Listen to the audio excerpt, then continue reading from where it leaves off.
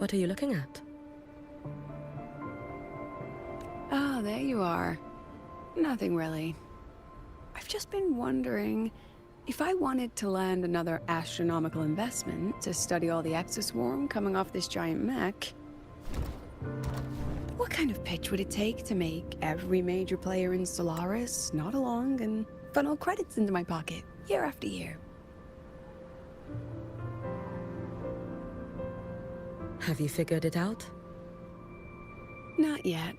My conscience won't let me think that far. Luckily, the man who can figure it out is back. The old man who promised me the blade. The head of the Space Trek Collective. The very same. But don't let the quick agreement fool you. He's already thinking 10 steps ahead. If Ishino Hado wasn't in such dire straits, he wouldn't have agreed to forge that blade for you so easily.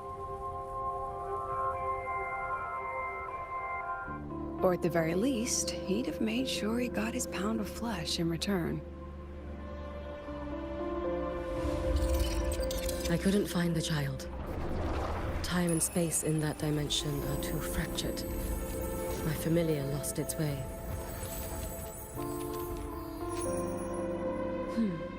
Then we need something that can hold out longer. A better way to search? Void matter reactivity has been high lately. A clear sign to follow would be best. That child is the Exostrider's resonator. There's no clearer sign than that. Looks like it's time the Exostrider was reactivated. When that happens, whether you're an annoying adult or the one meant to pilot it, I'm sure everyone will be on board, don't you think? What if we used footage of the Exostrider activating to pitch for funding? And the confidentiality agreements? No sympathy for my chronic funding anxiety?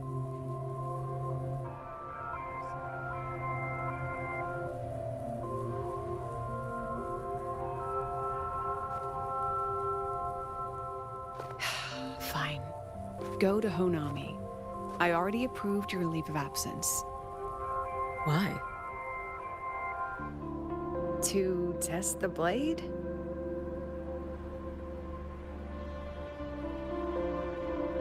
Even once the Exostrider awakens, there's still a chance it fails. If it does, what you sealed in the Deemer Plains becomes a liability. But it could also be our ace in the hole. So, before I give you the thankless task of guarding those planes, go deal with matters of the heart first. Understood. I will return in one day. Take 2. Give yourself a day to look around. Go on. A Black Shores member will meet you there. I still have all of Dr. Luke's mess to clean up.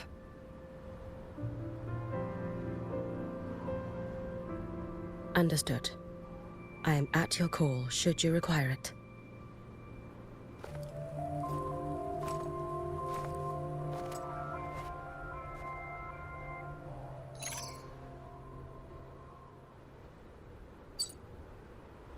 Yes, I'm listening. So it's about Denia. I see. Let's discuss it in person.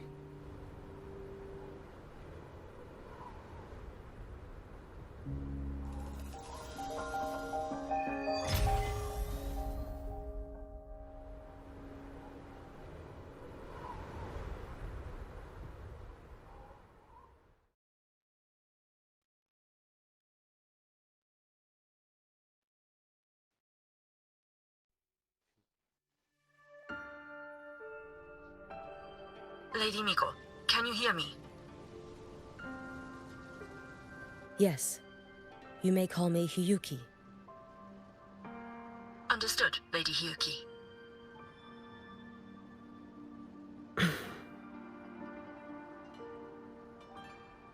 Most of the left behind in Honami City have been relocated, but a few, the ones whose regrets run deepest, still roam the danger zones. Their unfulfilled desires concentrate the lament's power. An incident just waiting to happen. With you here, I feel better about the situation. We didn't expect you to take this on yourself. Protecting Honami is the duty of the Miko of Flaming Sakura. I thank you for your support. Actually, I have a favor to ask. Oh, is it about Gyokuro, the former Miko? We've already found traces that may belong to her, but nothing we can confirm yet. We're in the process of narrowing down her location. As soon as we learn anything, you'll be the first to know. I am in your debt. Oh, it's nothing. If it weren't for you back then, I would have... Anyway, I'll leave this area to you. You can rely on me. Was there something else you wanted to say? Nothing, Lady Hiyuki. It's just... Thank you for everything you do. Goodbye.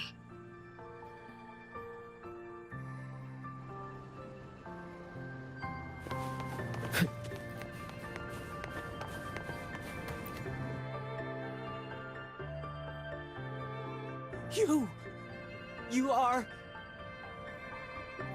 Yes. Miko of Flaming Sakura, you're back! I knew those monsters wouldn't stand a chance. Everyone else thought we were done for, but I told them, don't worry, Lady Miko will come and save us. I'm sorry. I was too late. It doesn't matter. You're here now, aren't you? Please, just say it. Say the Miko of Flaming Sakura has returned and that those monsters are finished. The Threnodian has retreated, but I couldn't save you. But you defeated it, again! And one day you'll drive it away from Ashinohara for good. Yes, I hear your wish. And I promise, one day...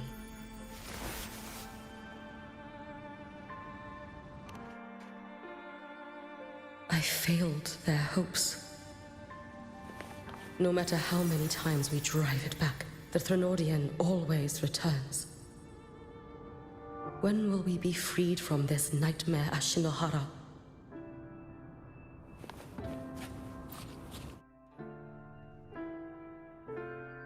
This is all your fault.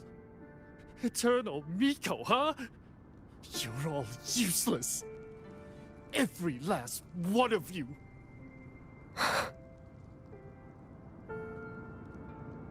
How do you even dare show your face in Hunhami? They're dead! Everyone's dead! I knew it. I knew the Threnodian couldn't be defeated. I should have run away as far as I could.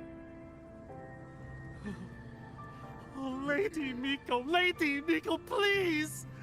Do something, anything!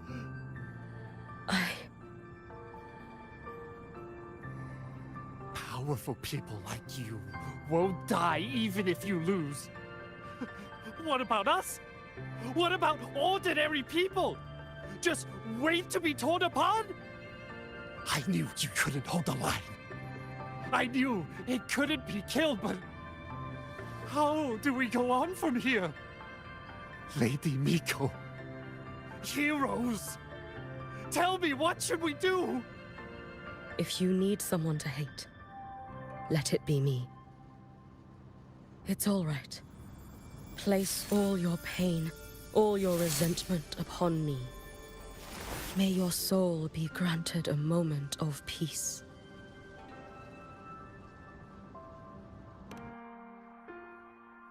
If I had been stronger, could I have saved them?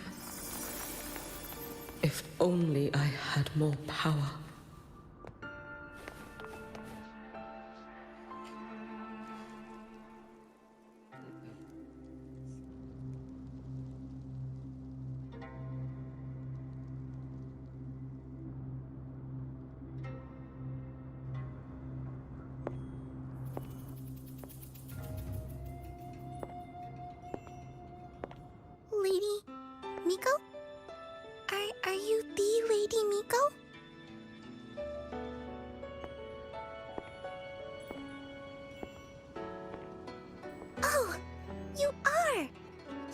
Miko who once talked to Lady Gyokuro.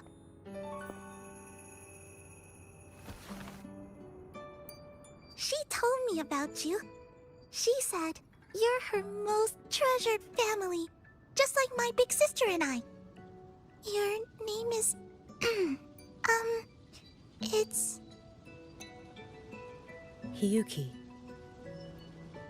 Yes! Hiyuki! That's it! Such a pretty name, just like Lady Gyokuro's. My sister said if I hid here and prayed with all my heart, Lady Miko would come and save us. So, I've been waiting.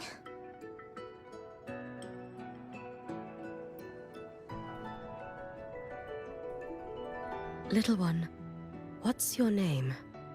Your hands are cold. Have you been waiting long? Kana. My sister calls me Kana. Lady Miko, you're finally here. But my sister... she... It's all right. I'm listening. She asked you to wait here, didn't she? Ah, she must have trusted you very much to give you such an important task. Task? Yes, a task. If not for you, I would never have found this place. You did well, Kana. You completed your task perfectly.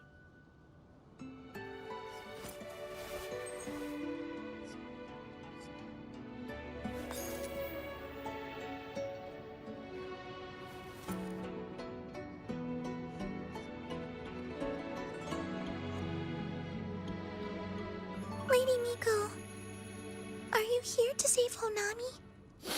Then, is Honami safe now? Honami will be fine.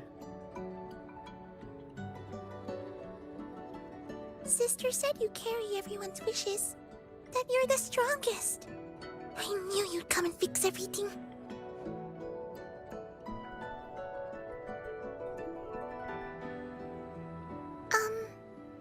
Lady Miko, can you help me find my sister? Of course. We'll both get to see our sisters again soon.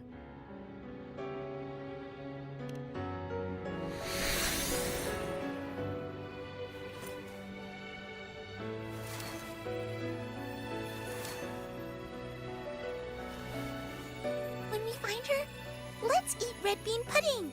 We make the best red bean pudding in the whole world.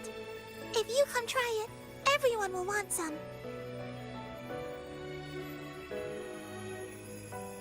Then you'll need to make a lot of it. Can you manage that? Pinky promise. We'll make lots and lots of pudding. Then, even if the Drenodian comes back, we'll have something to eat and we won't be scared anymore. It's a promise then. We'll make a lot of pudding.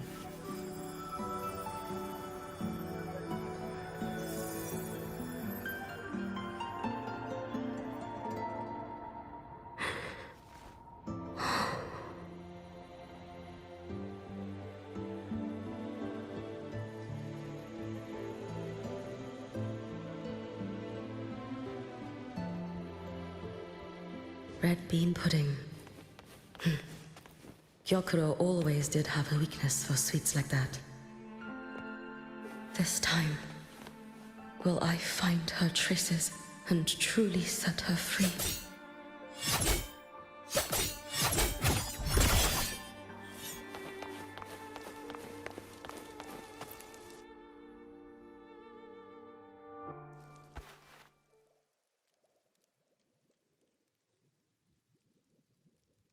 Hello, Lady Miko.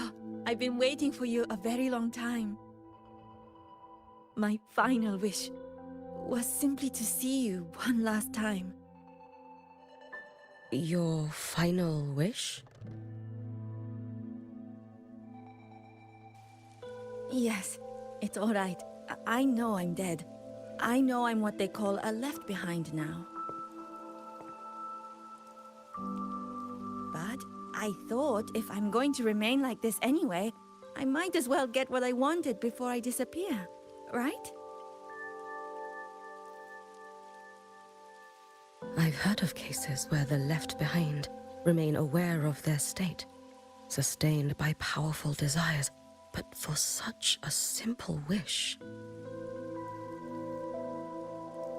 You truly only wish to see me again. I mean, you are a legend.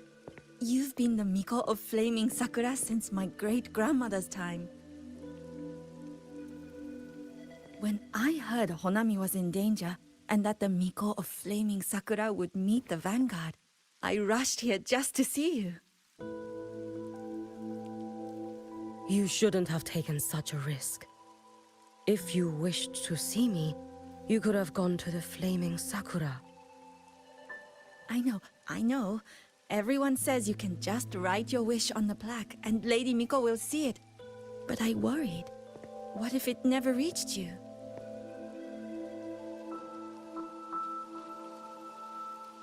So I came all this way to make the wish in person. I wanted to see whether it would come true.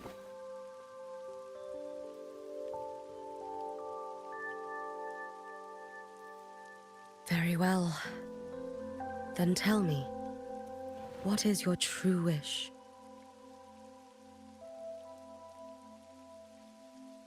I wish for world peace. For people to stop living in fear of the lament. I want everyone to survive it. Lady Miko, my wish is that there will never be another Miko of Flaming Sakura.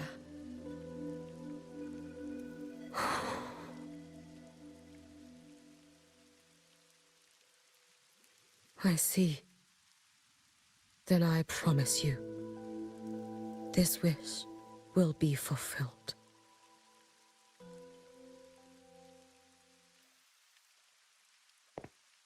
I know it will.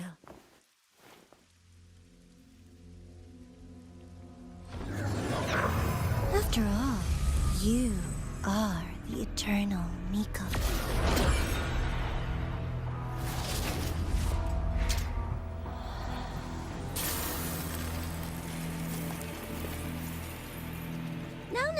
No need for that, Lady Miko. If you wished, you could cut down this avatar at any moment. But I think you'll find this far more interesting.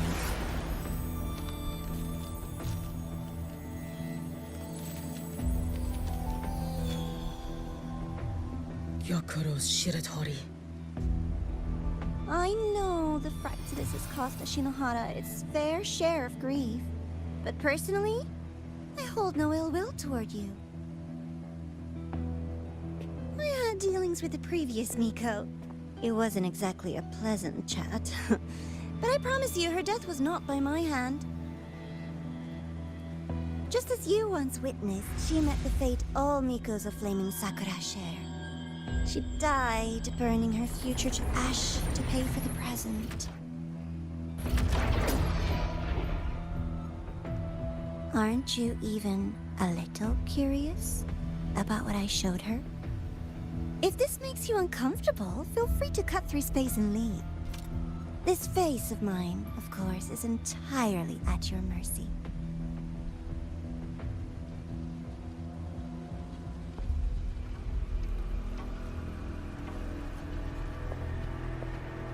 No need to dull my blade.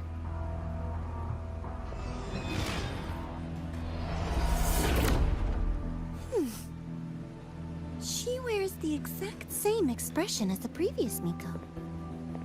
I suppose one day she too will be reduced to ashes by her own wish. Oh, eternal Miko. Is she simply arrogant? Or just a coward?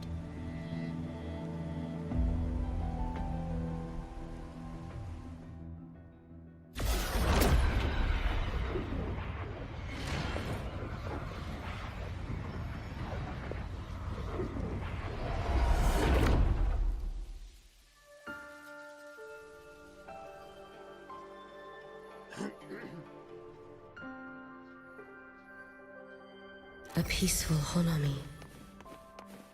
Why bother with such an illusion?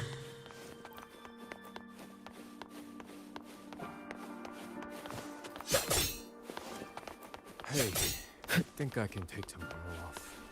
Gyokuro.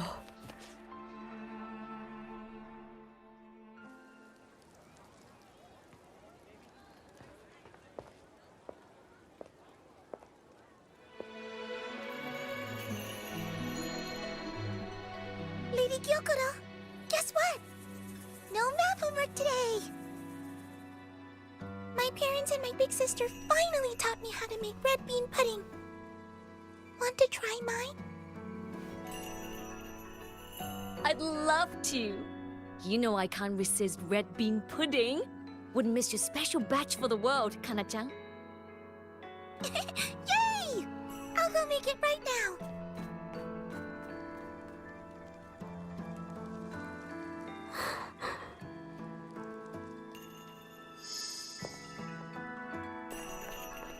Anyway, I'm here. What is it? My. Can't a sister just want to see her favorite girl without a reason?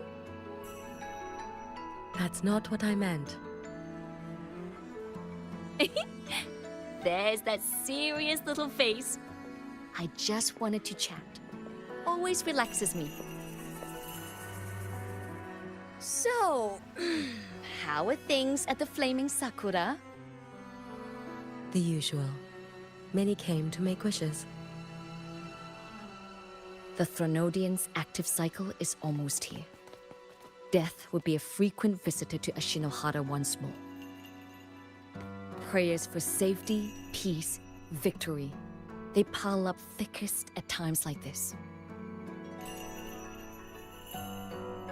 The Miko of Flaming Sakura is the bridge between people and the divine. A wish jar for all their hopes. We must listen to every single one. Lately, I've been hearing you ring the Sutsu. To grant those wishes, you burn your future using the Sutsu's power. Continue, and one day there'll be nothing left to burn. You should have stepped down already, Anewe. Let me become the Miko of Flaming Sakura. Let me inherit the Sutsu. Oh, I'm perfectly fine. I've got futures to spare, you know. You tell me, little Hiyuki, what's got you so fixated on this?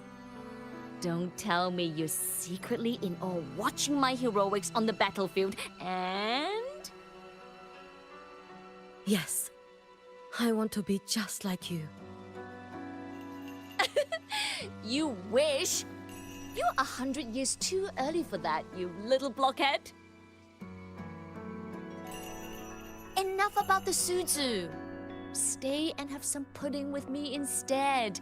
I know a wonderful little shop. Always practicing archery under that sakura tree. What a bore! A girl your age should be out living a little. Here we go again. You know I don't care about any of that. I'm going back. You sure? Come on! Consider granting your big sister's wish. I only came because you called. I put my work on hold. I can't stay too long. Besides, I don't like red bean pudding. Huh? I keep forgetting you have the world's most boring palate. What a shame. I'll just have to enjoy all by my lonesome then.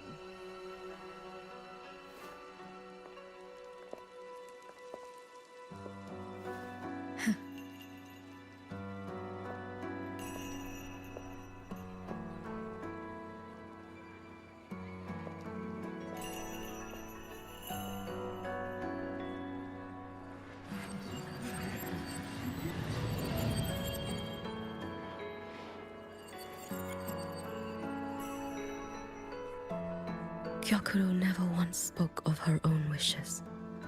She lived only to grant the wishes of others. If only I had chosen to go with her.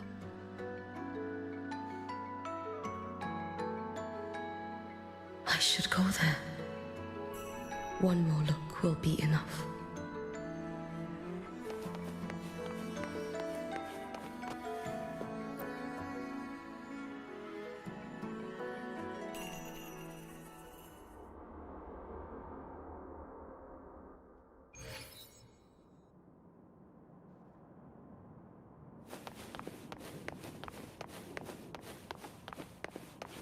Still regretting that you didn't step into that shop and try that red bean pudding with the former Miko, aren't you?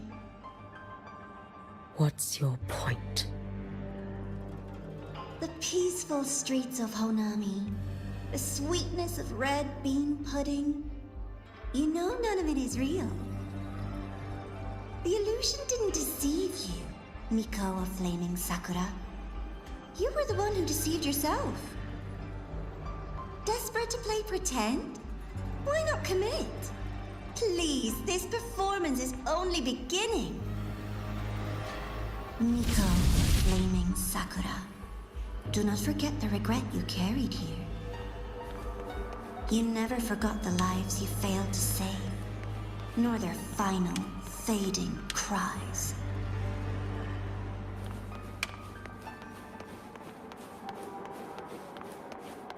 You've been watching me? Among all the Mikos of Flaming Sakura, you're the most special. Only you could peer into the Sutsu and see a future so utterly pitch black.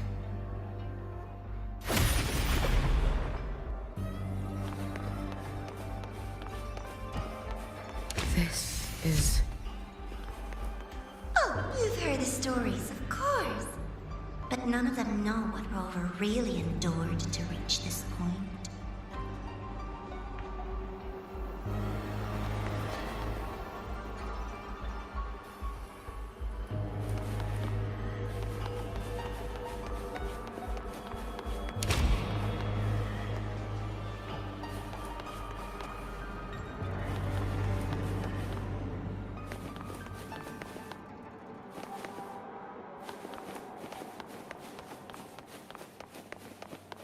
Over.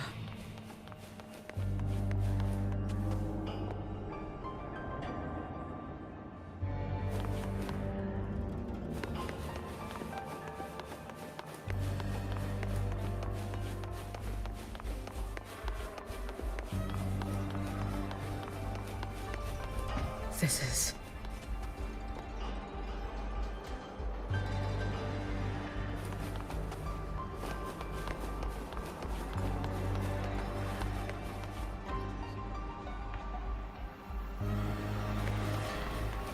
the Threnodian.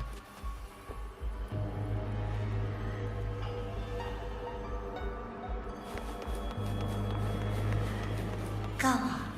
The next act awaits you.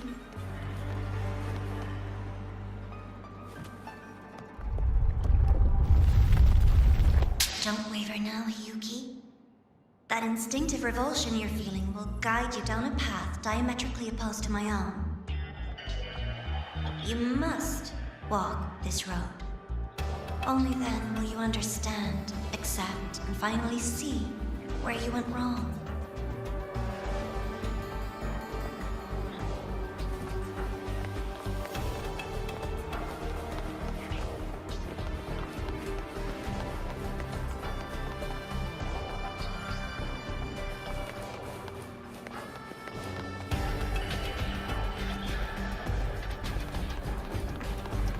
You suspected.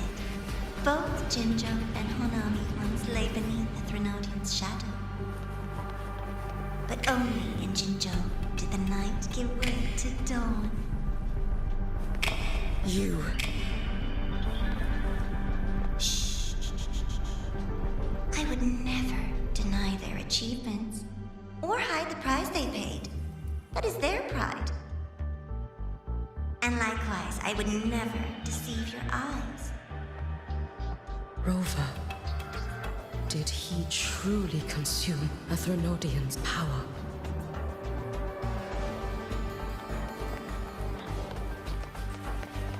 Careful. Get behind me.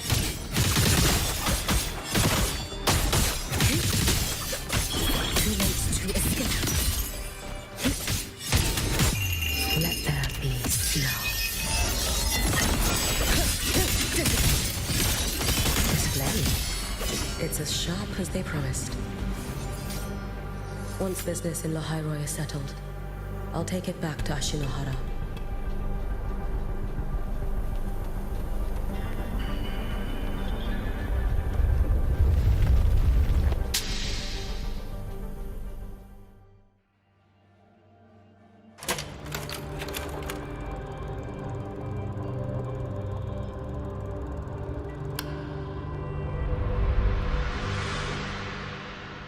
You needn't doubt. This is, in fact, my ploy for you. What else would you call laying the very path you've dreaded most bare before your feet? Keep walking. The way forward is the only way left.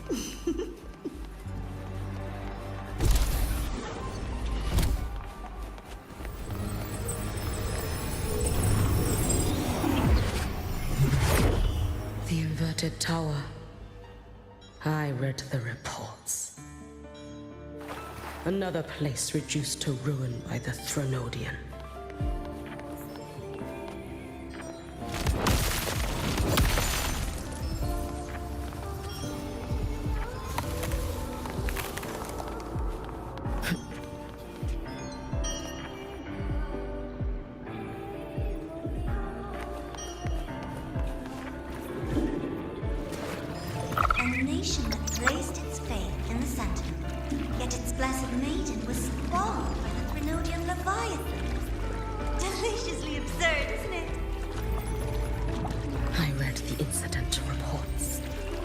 It was the Threnodian scheme. Obvious enough. And from it, I obtained the precise counterweight to tip the scales. The power of assimilation. Precisely.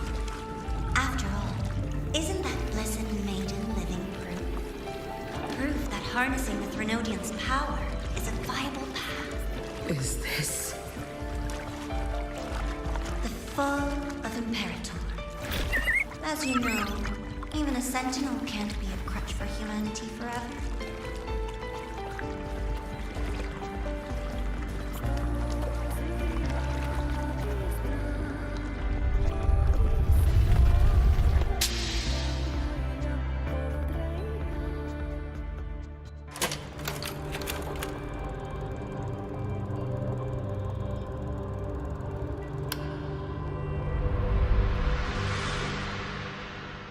Now, why not step into the role yourself? Experience Renacita's conclusion firsthand. Oh, and I made a personal appearance for the grand finale in Renacita. I couldn't very well abandon my rather childish subordinates like that, could I?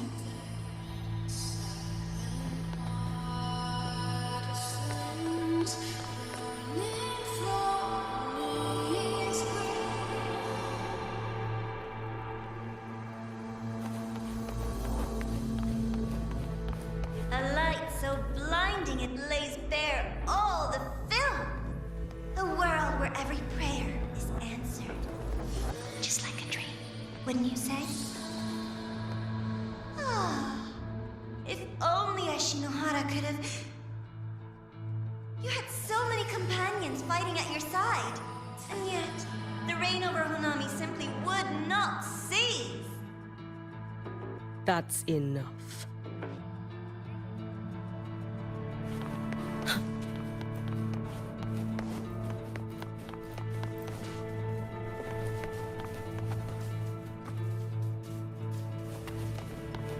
Let's get moving.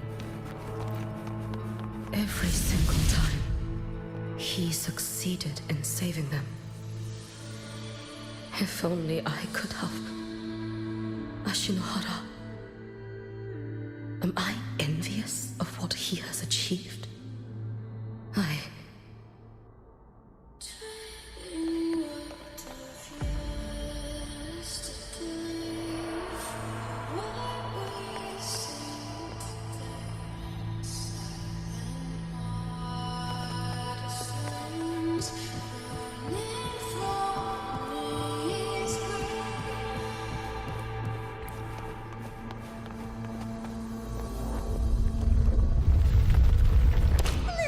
Show before the end. You don't mind, do you?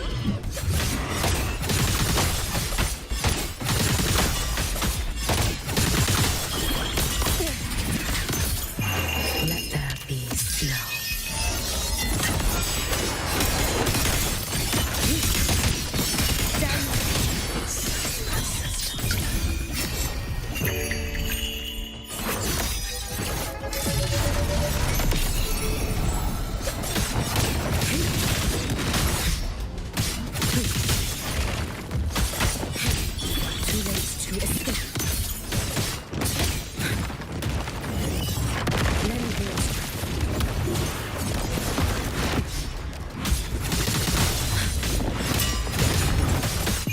Take your final dive into America.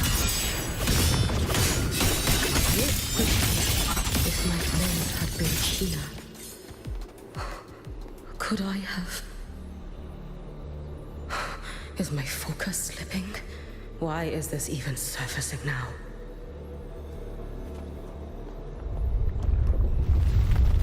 Take your time. We're almost at the finale.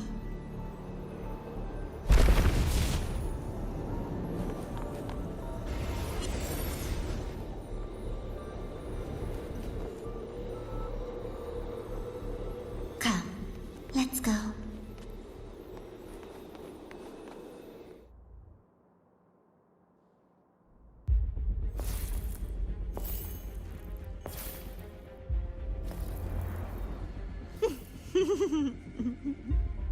Thoughts on the show? You showed me all this because the Fraxidus wants to replicate the assimilation within the Blessed Maiden herself. You want me for the possibility that I could become the Threnodian's resonator in the future. I won't deny it. After all, among all the Mikos of Flaming Sakura, only you can see through that Sutsu and see a future so clearly entwined with the Threnodians. That is your gift, your talent. It is a dangerous curse. From Ashinohara's legends and the Space Trek Collective's investigative reports, you know who Rover is by now. As a savior yourself, what do you think of his capabilities? He's strong. He can afford to be more effusive. Unlike you, who failed Ashinohara time and again, he is the perfect savior. But let's be brutally honest. This world doesn't have a second Rover. He saved Jinjo and Renacita. But what about Honami? Solaris is full of dark corners like Honami. Places the Savior's light will never reach. You, Miko of Flaming Sakura, have a gift. You might not fear the curse of the Threnodian or Lament. But what of them? The weak, those not blessed by fate, and yet... Is it really fair to place the weight of an entire world on a single pair of shoulders? Solaris needs more saviors, doesn't it?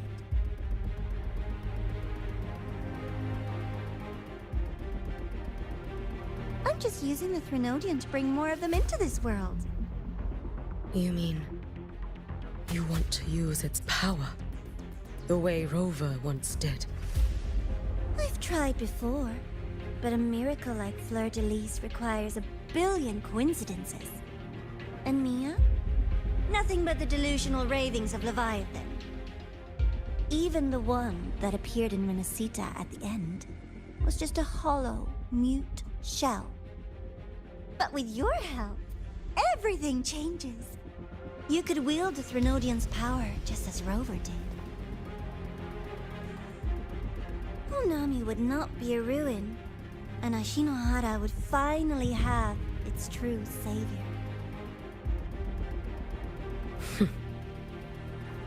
I have to admit, your proposition is tempting. I desire vengeance against the Threnodian. That is why I seek greater strength. I stayed in Lahairoi to forge a blade sharp enough to kill it. But I will not discard my dignity as a human for it. I will not become the very horror I hate. Not even for retribution. You stand on Honami's soil. You stand on a graveyard of millions.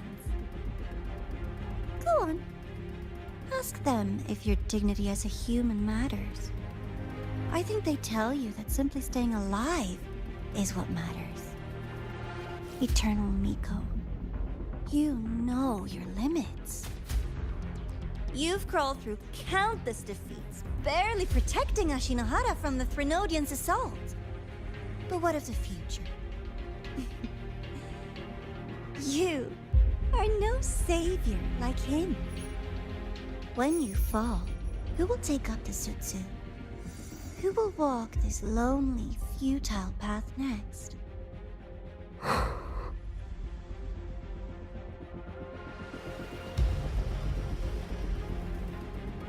We could always talk about the former, Miko.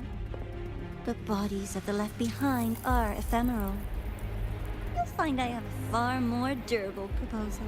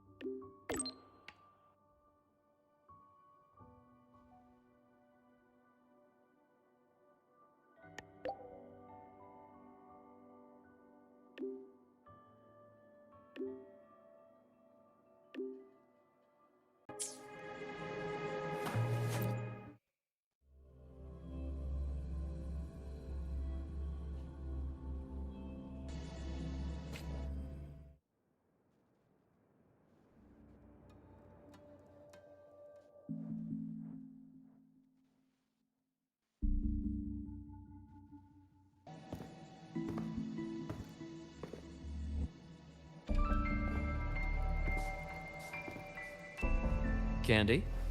It's a new flavor. Sigrika and Linnae suggested it. Great for lifting spirits.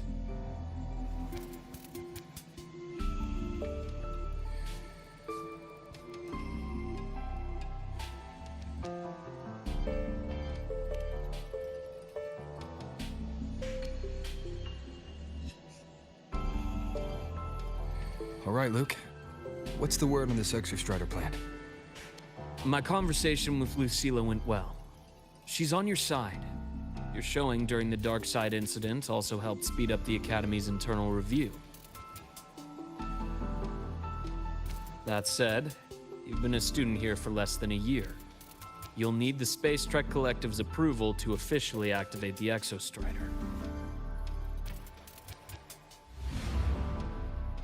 Their biggest financial backer is the new Federation. And of course, they answer to an entire board of investors. And to them, the Exostrider is definitely a high-value asset. I've been flooding their desks with reports. Your Academy investigation record, your latest test scores from Abel College, and a full physical adaptability eval I wrote myself. And were they rejected? We got a meeting, but when that much money's involved, conflicts of interest make everything move very slowly. Unlike Jinzhou or Rinasida, they've got far too many cooks in the kitchen. I'm worried we don't have that kind of time. Exactly, which is why we're going to strike first. Besides, things have changed. It all comes down to this guy. This is Chase, head of the Space Trek Collective. He just got back to Lahai on a Triumph avionics ship from the New Federation. President Lucilla, Professor Mornier, and I have all put in a good word. You'll be meeting him at the Research Institute.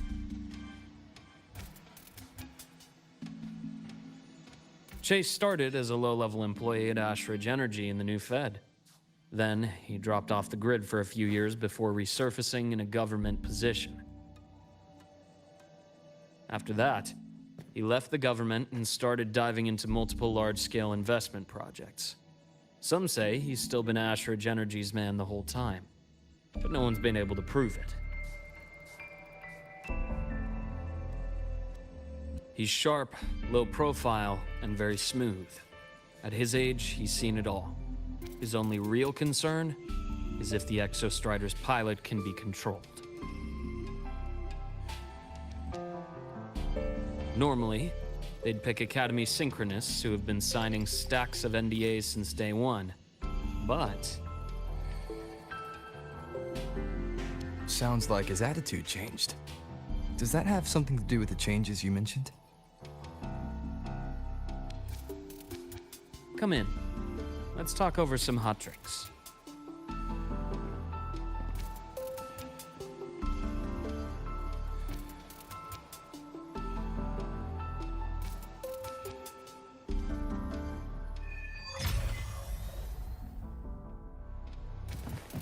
I heard Lucilla asked for your help after the ceremony. How did it feel working with her? Well, at first she was pretty dominant, steering the conversation the whole time.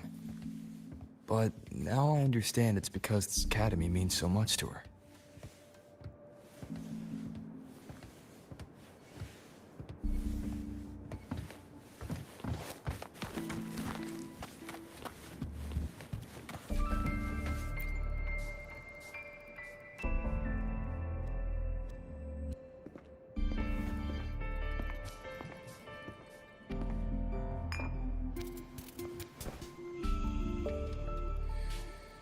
Based on your intel, the reactor core has been returned. Ideally, we'd wait for the Exostrider to awaken before trying to help Aemeath or confront the Thrnodian. But recent readings from the Institute's Strider Gate monitors, they're off the charts. Void matter reactivity is spiking. The Space Trek Collective is getting twitchy. If Thrnodian Aleph 1 breaks the seal, all of Solaris will be at risk, not just Lahai Roi.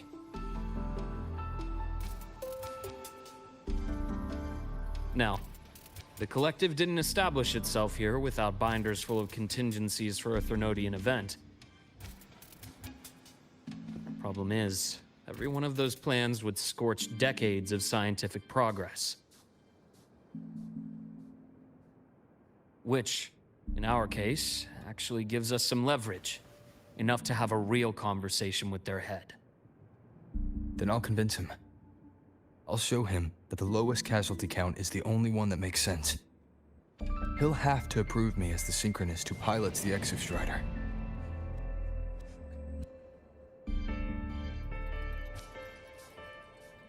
Luke, you mentioned you have contacts in the Black Shores. And this workspace of yours, it's secure, right? Guaranteed. What are you thinking? Lahai Roi is closed off from the outside world. Public comms are probably tapped by Fraxidus moles inside the Academy. And right now, I need a direct line to the Black Shores. I see. Give me a moment. I'll establish the link and leave the rest to you.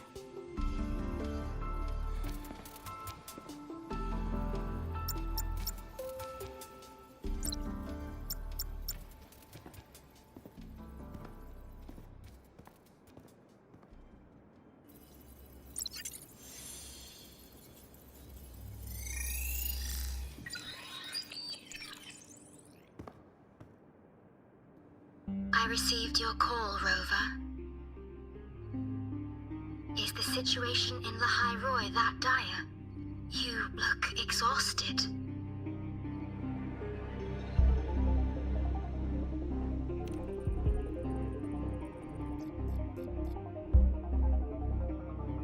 My frequency loss has been resolved.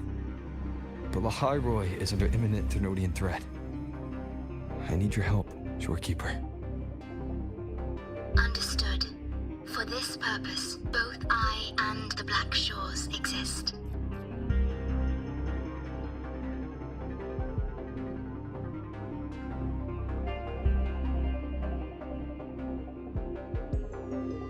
Any additional intel on the Exostrider within the Tethys system? Verified or not, I need everything you have. I trust Luke. You can speak freely. Records confirm that Luke Herson has been providing critical assistance and intelligence to the Black Shores. I trust your judgment.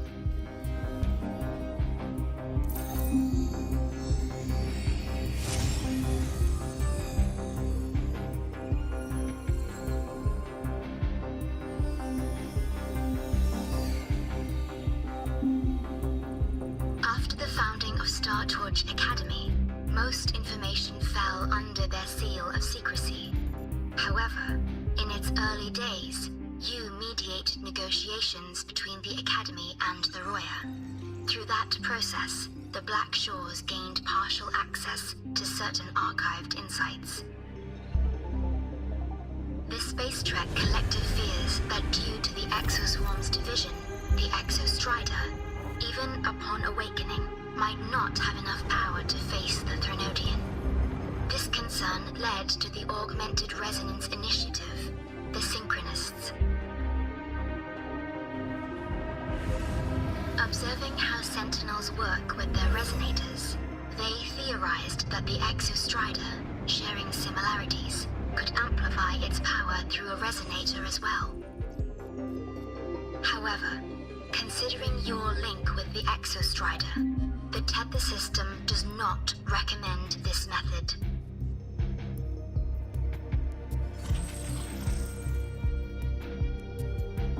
We have intel that deep beneath Lahai Roi lies the keystone left behind by the Exostrider long ago. It rests directly atop the seal on the Strider Gate. You can think of it as a kind of lock. You do not need a cockpit to pilot the Exostrider. So long as its activation sequence remains unobstructed, you may pilot it using the keystone. Is it because I'm its orbiter? Precisely. For one who shares its origin, a cockpit would be more of a hindrance. As for Aemeath, I think Dr. Luke's proposal is viable. You mean using the exoswarm-like shell that appeared in the cockpit to look for her? Yes. The connection between frequencies will help. Rover, bring her with you when you activate the Exostrider. Sure. While I'm there, the Black Shores will need to keep a closer eye on the Lahai Roi. I understand. I'm counting on you, Shorekeeper. As long as I may be of help to you, I am content. Please return safely from the Strider Gate, my star. I will. Don't worry.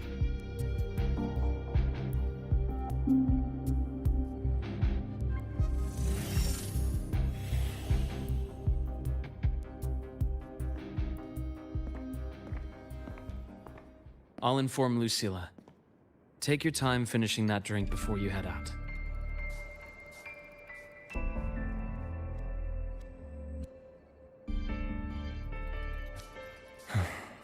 What do you think?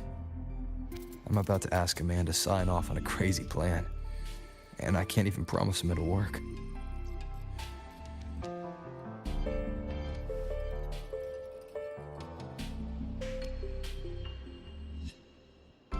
nobody has a plan they promise will work. If Chase agrees, it's because he's betting that you're his best option. Just take the win. At the end of the day, it all comes down to the person.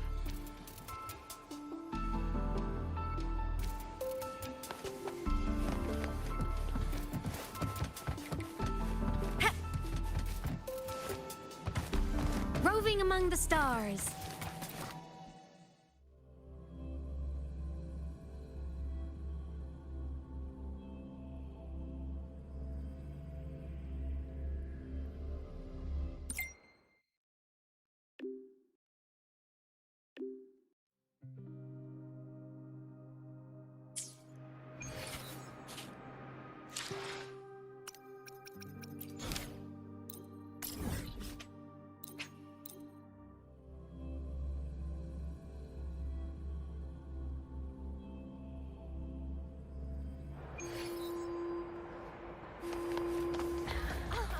Good to see you again.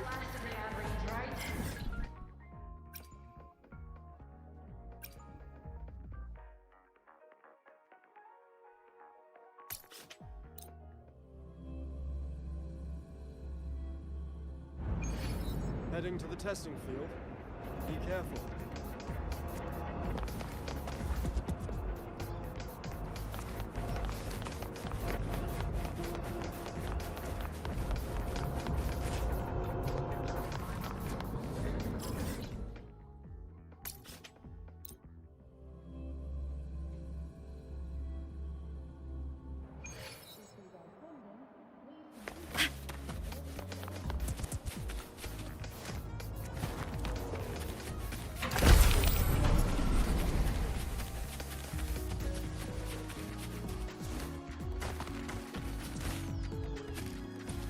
Which button do I press to set the alarm?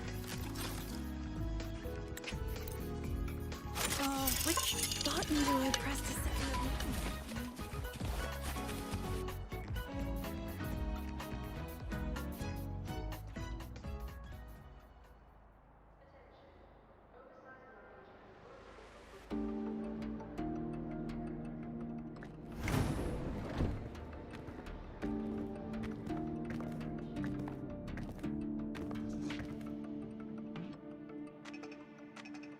Mr. Chase, this is the student I mentioned, Rover. Our best hope for piloting the Exostrider.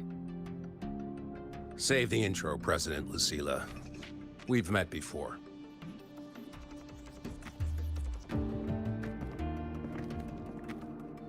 Before? In my past life at the Academy? Let's just get down to it. The Threnodian Aleph 1 situation is deteriorating. We're running out of time. I wanted to wait for the Exostrider's self-regeneration to finish, but the clock has run out on that one. So tell me, Rover, why do you want to pilot the Exostrider? What's the play? To find Aemeath and put down the Threnodian. Aemeath. Name rings a bell. The one with the high sync rate. Her disappearance was a real loss for us.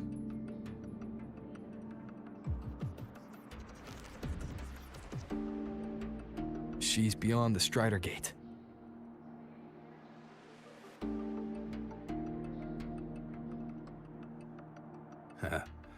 I see how it is. But finding one person in a goddamn interdimensional haystack, not so easy. You understand our position. The Threnodian is our priority.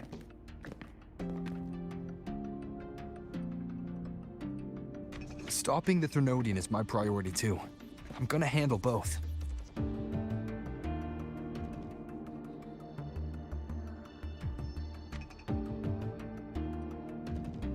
Look, we have the same objective. So, like you said, let's just get down to it. If void matter erupts, Lahai Roy is ground zero. Every one of your projects will take a hit.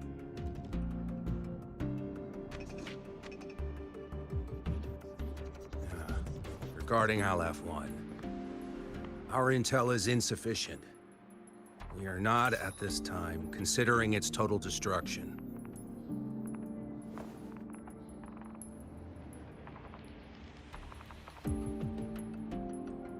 What we need is for the Exostrider to reinforce the seal on the Strider Gate. To do that, we need a qualified synchronist, and we need the Institute's drive replica. When that gets embedded in the Exostrider's chest cavity, then its repair is complete.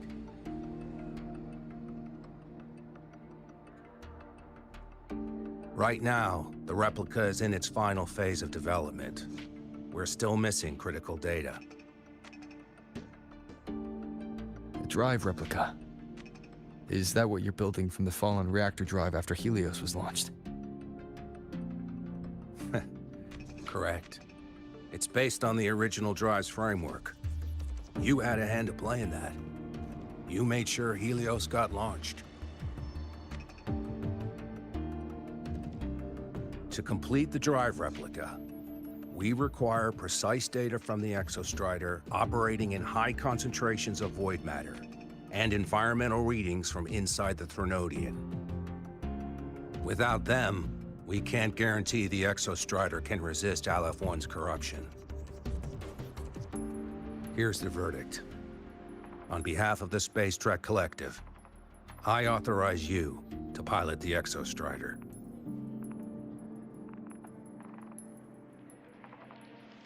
But remember, our objective is the data. We need readings from the high concentration zone to complete the replica. And your personal mission gets 10 minutes. That's the max duration our void matter barriers can cover the Strider Gate once it's opened.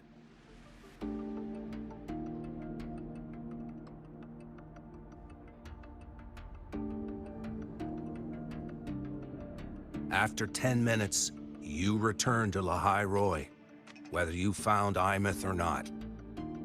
Do you accept?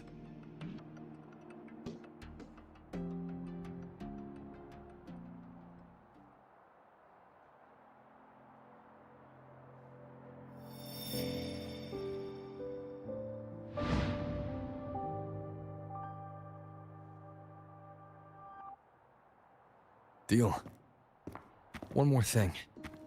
I won't be using a cockpit. Just show me the way to the Keystone and have the Exostrider ready. That's all I need.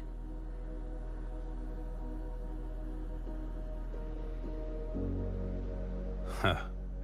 Still full of surprises. Always bringing us the unconventional. Lucilla, run a high-pressure sync test for the Synchronist. I've seen the physical eval, but I want live data for validation.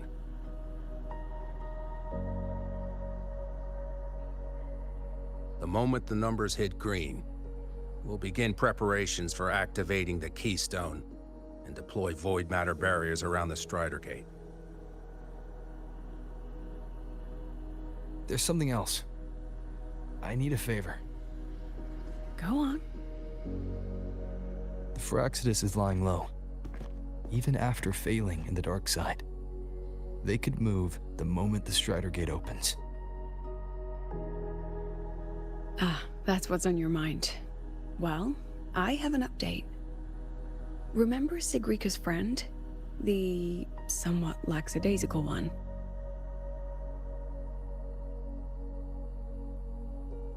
You mean Denia?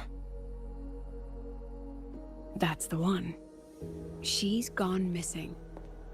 Our investigation points to her being the agent the Grand Architect referred to. But don't let it distract you. I have a reliable friend keeping an eye on Phraxidus activity. You just focus on waking the giant. Leave the rest to us, Rover.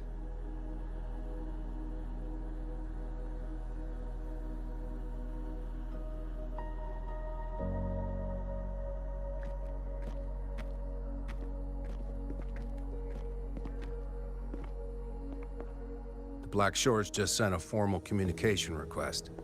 They're offering full support for Lahai Roy's evacuation. If it comes to that, You handle it, Lucilla. You have a better read on the situation than I do. And you're better at talking with that student.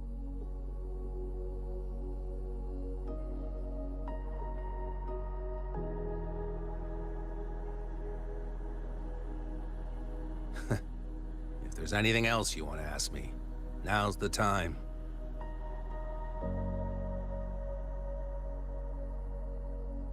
I'm surprised you're placing this much trust in Rover, authorizing him so readily. Any particular reason?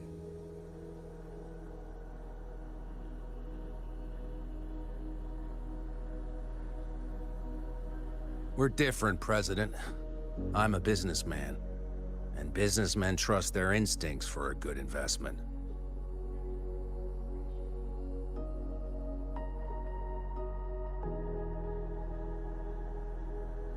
The Threnodian could strike at any time. Given the circumstances, Lahai Roy may have to be written off. And with the timeline we have, relocating the Exostrider is impossible. If we're gonna lose it anyway, why not let him take one last swing? Understood. We still need to prepare for the worst-case scenario. Of course. If this fails, we'll initiate the backup plan. Duskvale.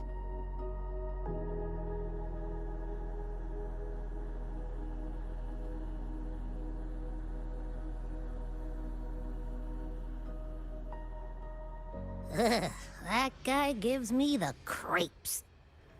What kind of place is the new Federation anyway? Nah, are they all gonna be like that? We'll find out when we get there, Abby.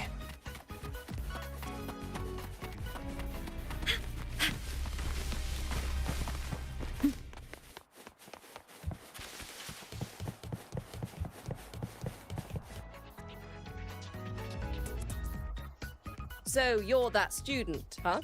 I'm Sakia. I'll be overseeing and evaluating your test today. Lucilla filled me in on everything. This synchronization test is far more intense than the standard procedure. We're simulating the neural load of a direct link with the Exostrider.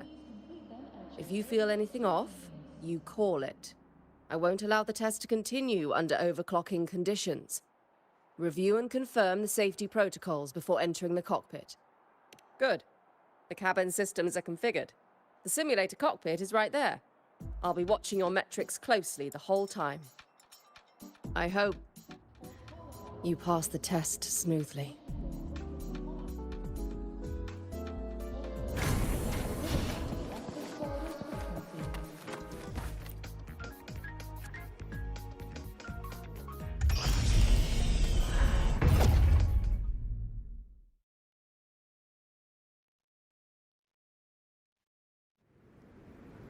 Neural network connected.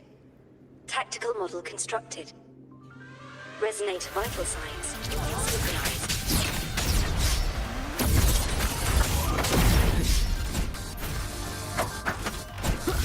One with the sounds.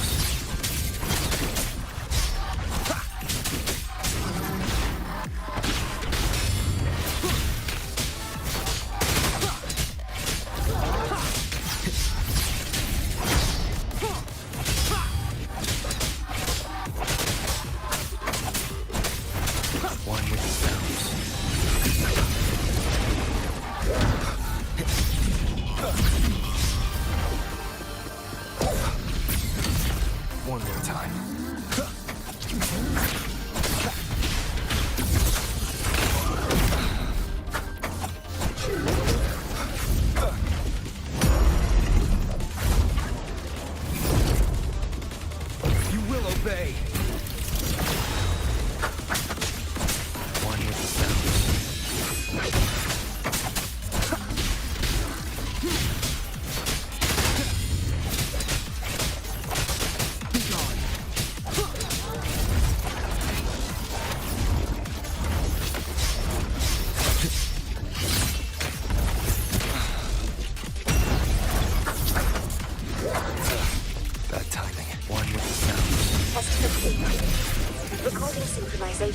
later.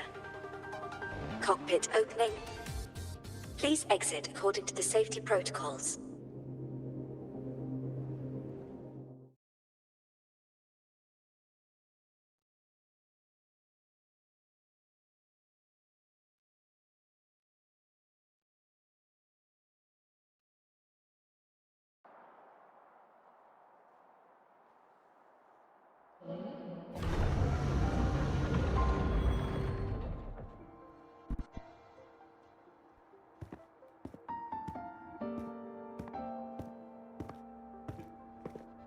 How did you get all the way here from the lake house? She wanders into the academy sometimes. Usually her caretaker bot escorts her back pretty quick, but today she was being difficult.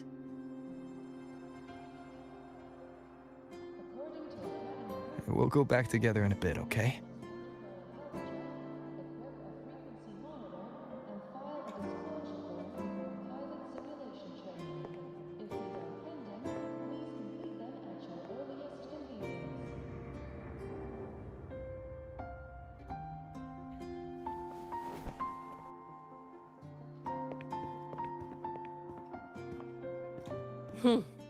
So the little terror can be quiet.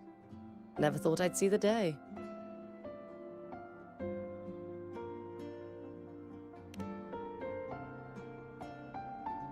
Yes, I was her teacher. Over 10 years ago now. She used to drive me up the wall. Made me lose my composure more than once. She never did seem to mind. The last day I taught her, she wrote saving the world as her career path. I asked her if that was really what a synchronist should be aiming for, then gave her a piece of my mind and told her to rewrite it.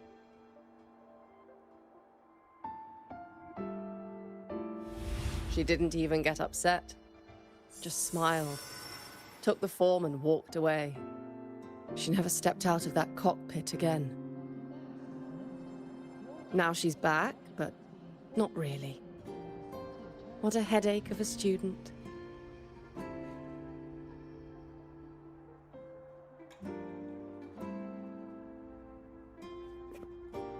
Lucilla told me you're her family.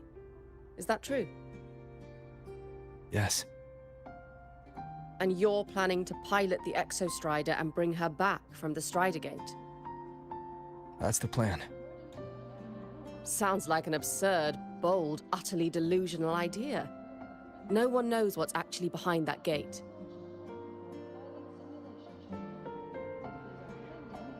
I know. When Aemeath went missing, the cockpit recorded an abnormally high synchronization rate. We couldn't verify it after she disappeared, so it was never officially logged. Your test results are just shy of hers overall, but in some sectors they're even higher. You've passed.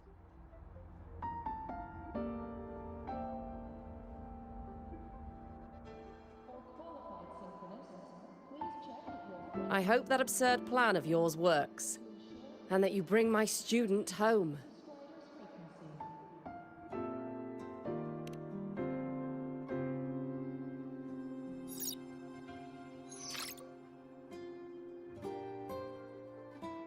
The results are out, but preparing the Exostrider will take time.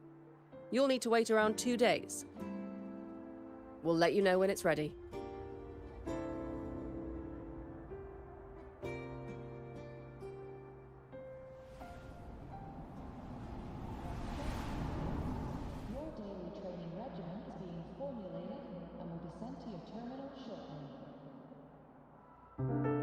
Cassette.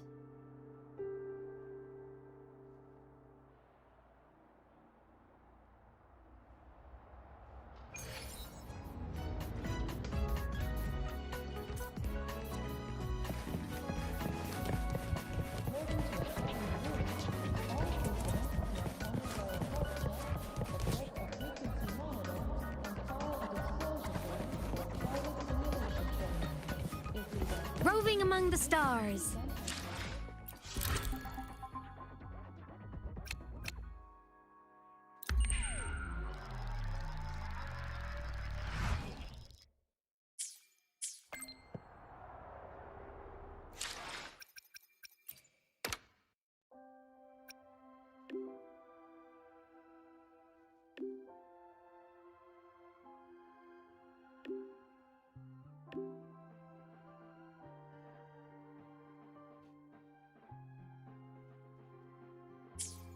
So, we're finally going to where that giant eye is hiding?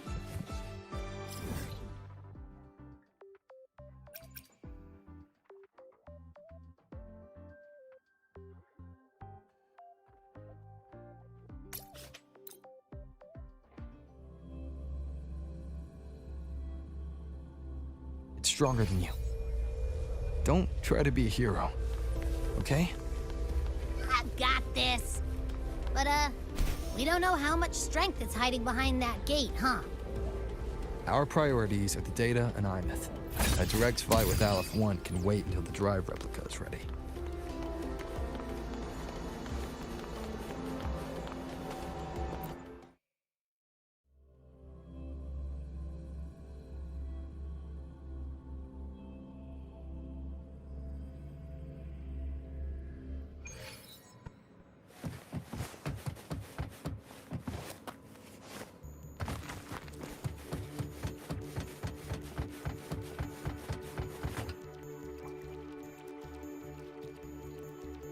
Hey, Rover, are you leaving now? Yeah, I was worried. Figured I'd catch you before you left. So, you're gonna pilot the Exostrider. You feel nervous at all? I know you're awesome and all, but nobody's ever done this before. Nobody knows if the Exostrider will even move, or what else might go wrong. Everything's felt so heavy at the Academy lately. Teachers are stretched thin. Even the nearby exoswarms seem restless. Lene, are you nervous? Okay, fine. Is it that obvious? Look, after I aced the entrance exam, I thought, sweet, life's gonna be packed again. Non-stop. Like it used to be. But just when I was ready to finally be a student, my bubble popped. My brilliant student life. Poof. And done. The Threnodian, void matter, the Frexidus. They're breathing down our necks. And I can't do anything to help you fight them. I just have to stand here and watch you walk into danger alone. It makes me feel totally useless. I'd feel worse if I tracked everyone in Lahai Roy into danger, just to back me up. Of course, if things get really desperate, we'll have to face it together. But for now, when I look at all the students who came here chasing their dreams, I want them to stay students. Because...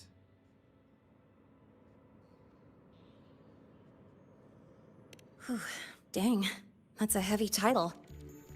We're in the same year, you know. But I get what you're saying. Making you waste time on a pep talk when you've got a world to save? I do need to grow up.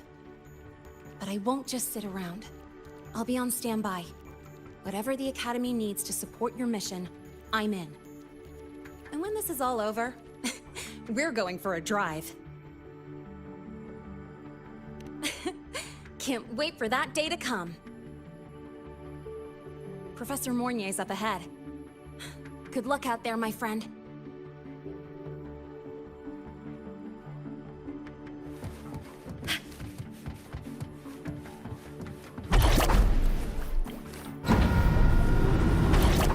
Roving among the stars.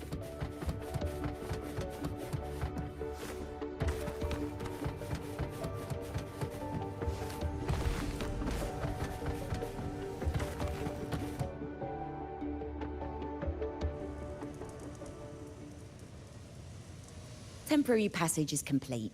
It will take you directly to the Keystone. The Black Shores will keep a team on standby here at the Institute. If you need our support, just say the word. Thank you. We couldn't have built the data framework this quickly without your team's expertise.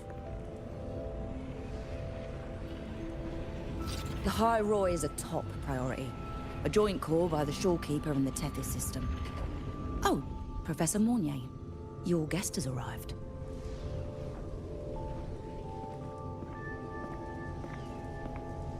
Ah, you're here. Is that the way to the Strider Gate? Yes. This temporary passage will take you to the Dema Plains, deep within Biarta Woods. Both the Strider Gate and the Keystone are located in the Solvane Heartwood at its center. President Lucilla has already departed with the advance team. They'll be waiting on the other side. And also...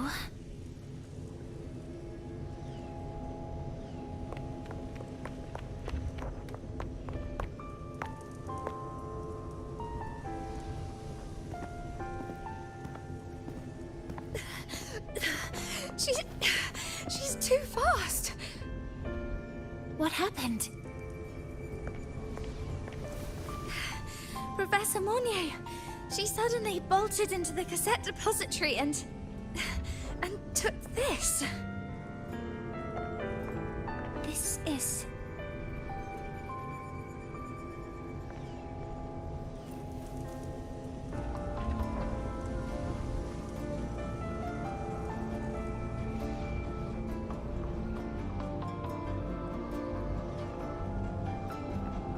Can I see it?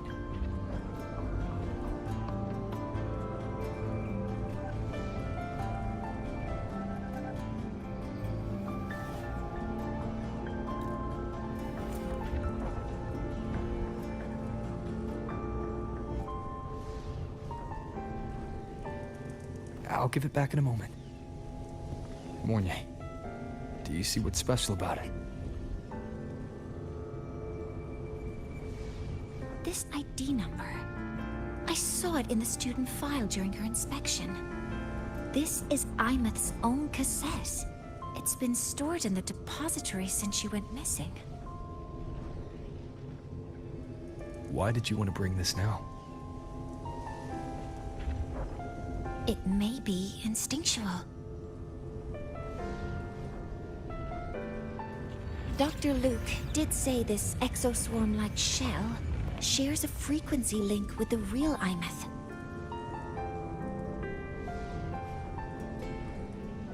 Or it could be the shell's residual instinct. Cassettes are proof of a student's identity. Or it could be a weak signal sent from the Aemeath beyond the gate. We can't determine which theory is correct yet.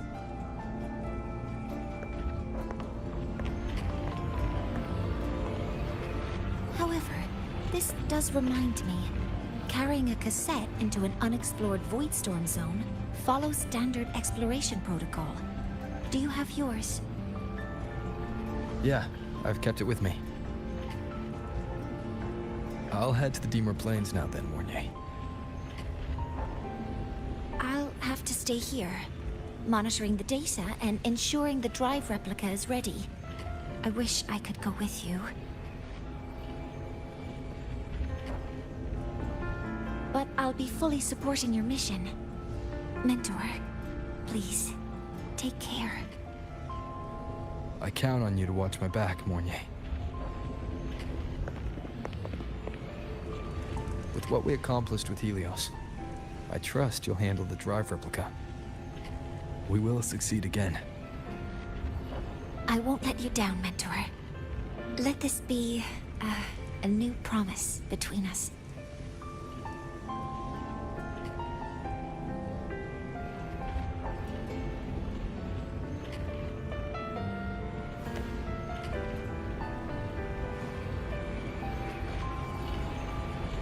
Let's go.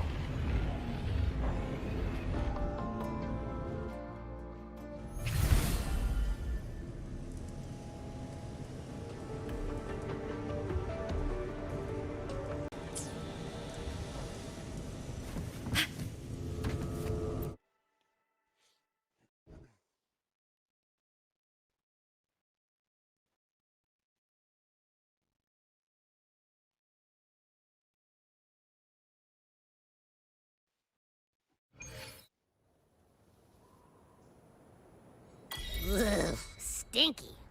This place reeks. The smell of that giant eyeball's getting stronger. That massive glowing tree. Is that the Sylvain Heartwood?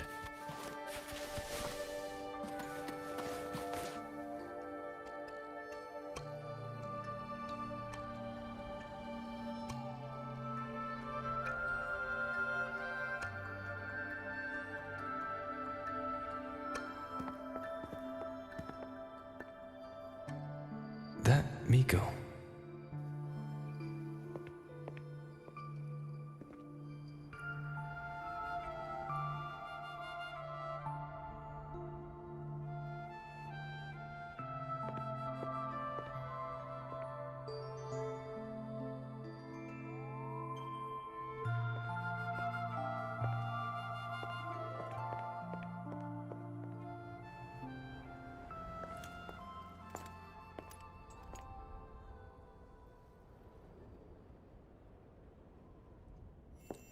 Wait, before you go, you should say hello to him.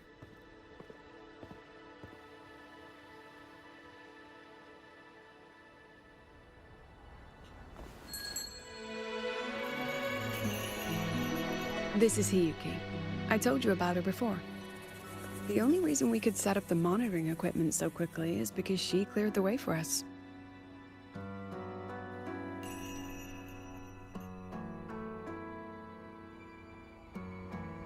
See that lingering frost? 10 years ago, a void matter rift opened in the Deemer Plains. Hiyuki went there alone and sealed it.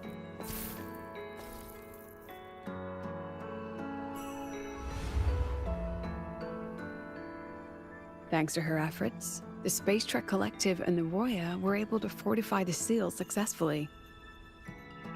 Every task the Academy assigns her, she completes flawlessly.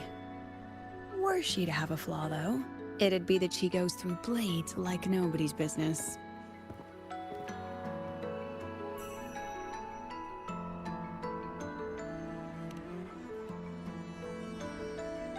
Yes. Lucilla spoke of what that child did. She is a good one. Strong. But her strength does not change the fact that she is a student. That we allow a child to bear such a burden is a failure on our part as adults.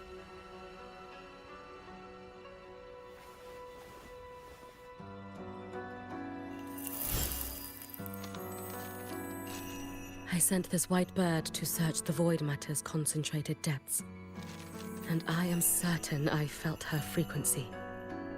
Somewhere in void space she waits. The collective pursues what is right, but your quest to save the one you hold dear, that I understand. Very good.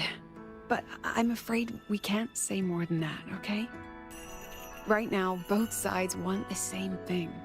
That's the best we could ask for.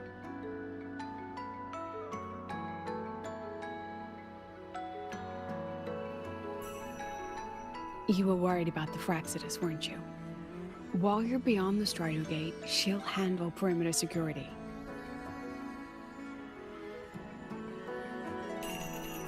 She's hunted both the Threnodian and the Fraxidus for a long time. There's no one better for the job. Right, Hiyuki? Yes. Those two Fraxidus members. I will track them down. Here. Take this. The white bird carries my power. It will shield you. Should you lose yourself in the void matter, it will also guide you back. Hiyuki is part of Star Torch Academy's Special Response Force. She works from the shadows. She's been an incredible help to us all. If, in your fight with the Threnodian, you require aid, you may make a wish to me.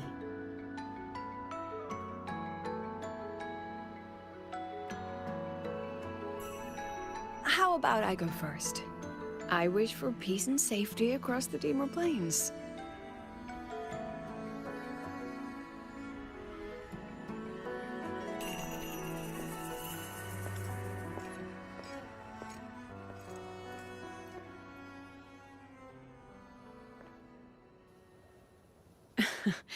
Hiyuki is the strong and silent type. Spend enough time with her, though, and you'll find she's rather fascinating. Why didn't you introduce us before? Why the reveal now? No point in hiding what's already in plain sight. Besides, you're both strong, and it's safer if you work together. What did she mean, make a wish? Just what it sounds like. But don't make one unless it's life or death.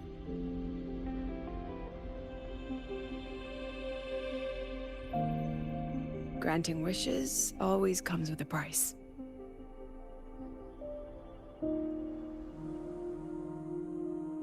I've sent you intel on high concentration void matter zones. Review them when you can. I couldn't say this with Chase present, but I think you understand. For him, this is a calculated investment. For you, it's a suicide mission. You've been in void space. You've faced it. If Aleph 1 truly lies beyond that gate, it'll sense you the moment you cross over. This won't be easy. The Exostrider isn't fully repaired. If something goes wrong, it may not be able to hold out against Aleph 1. And the Collective won't risk an extraction if a void matter outbreak is imminent. Once you enter the gate, you'll be completely alone. Are you ready, Rover?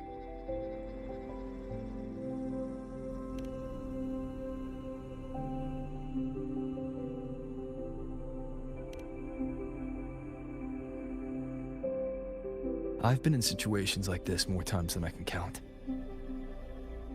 If I only cared about walking away clean, I wouldn't have gotten this far. Or be standing here now. So, thanks for the concern, President. But I've been ready. Very good. I'm relieved you've thought it through. I'll be here with the others, monitoring the void matter barriers. If something happens, I have to respond immediately as the Academy's head. We'll probably be able to maintain a data feed. But based on past intel, the void matter's disintegration effect will destabilize the signal. It'll likely cut out once you reach the keystone. From that point on, every call is yours. I understand. President Lucilla, we've checked her condition. No signs of void matter contamination. She's stable.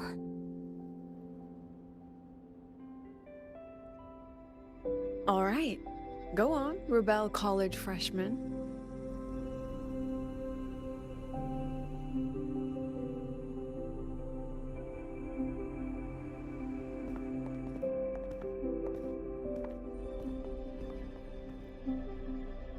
The students and faculty of Star Torch Academy have been waiting for the day the Exostrider awakens.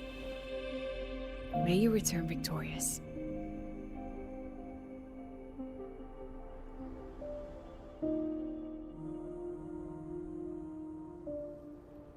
Void matter gauge readings are stable. No abnormal fluctuations at the keystone. The synchronous fight. The signal's cut out. It's so quiet. Are these? Solid skin.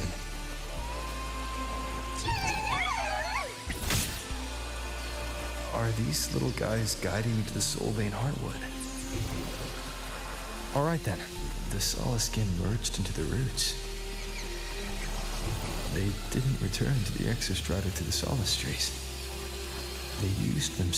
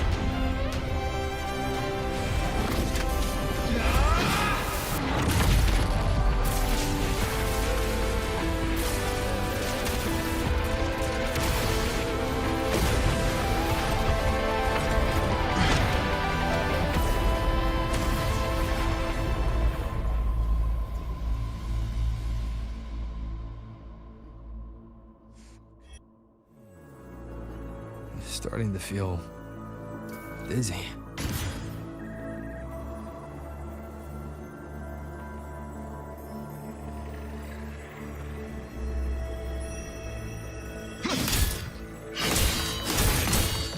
Aemeath once said void space in the depths of the Thenodian's black hole is a higher dimension, like a kaleidoscope. Time and space here don't flow.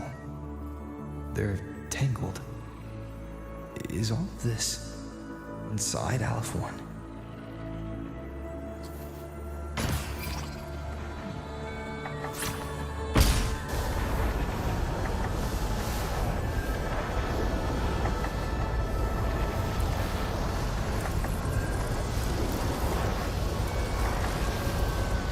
Those figures. That space trek collective in wearing clothing. They're reaching for something. A frequency. Is it Aemeath?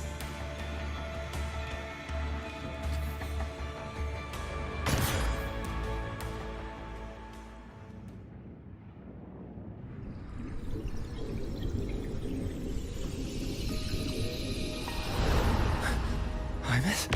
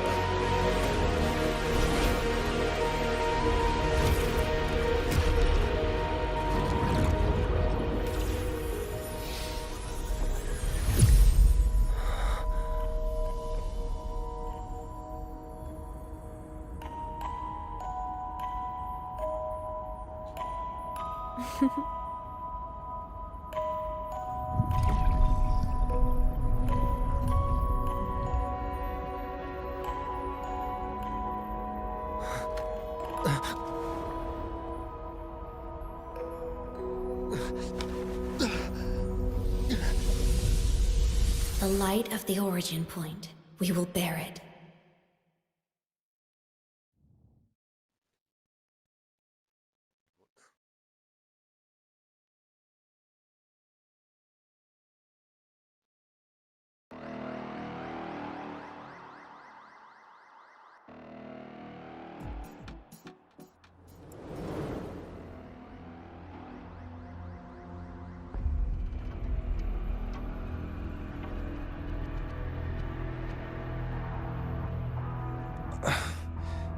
Am I back at the academy?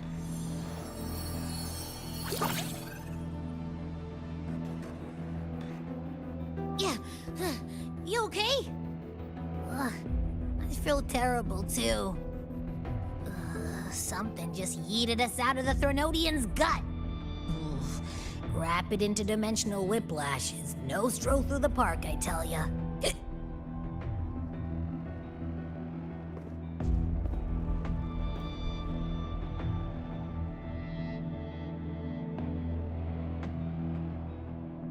The Exostrider isn't here. Uh-huh. The big guy's still stuck inside the Thenodian. Did you see that freaky black hand that popped up in the cockpit? The whole dimension freaked out, like it was trying to spit us out. Next second, the void matter flushed us out here. I saw Navora in the flashes. It's the Phraxidus. Has to be. Everyone was standing right here. This is where void matter began to contaminate the sky.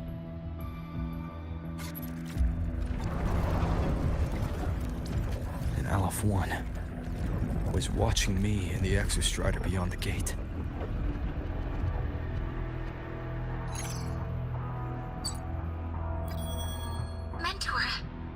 got a hold of your signal.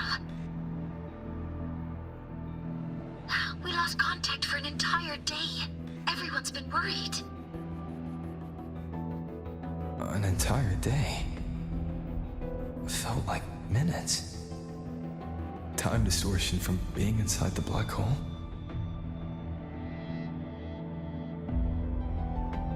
Mornier, I'm fine. We had an incident. The Exostrider is still inside void space beyond the gate. And now, even the Academy inside the void matter barriers is getting hit by void storms. What happened while I was gone? After you went in, the data transmission was perfect. We were celebrating. But not long after, void storms began to erupt even inside the Academy. We haven't been able to find any breach or source to explain it. Most of Lahairoi has been evacuated to the Collective's escape pods, with Black Shore support. Those who remain are gathered here at the Institute.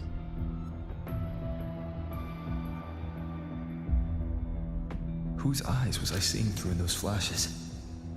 If they're the cause of the Thenodian's breach, could they be a harbinger? Like in Renacita? In that moment, that shell, she had the same look in her eyes as the real Aemeath. Why was she so set on giving me this cassette? What was she trying to say? Looks like I'll have to open it up to find out. I'm coming to you. I brought something back from the other side, and I want you to see it first. The Thenodian struck like a bolt out of the blue. We may not know why yet, but we need to figure out our next move together. Understood. We'll be waiting for you at the Institute. That's a lot of Waveline messages. All from when I was beyond the Strider Gate. I really made them worry.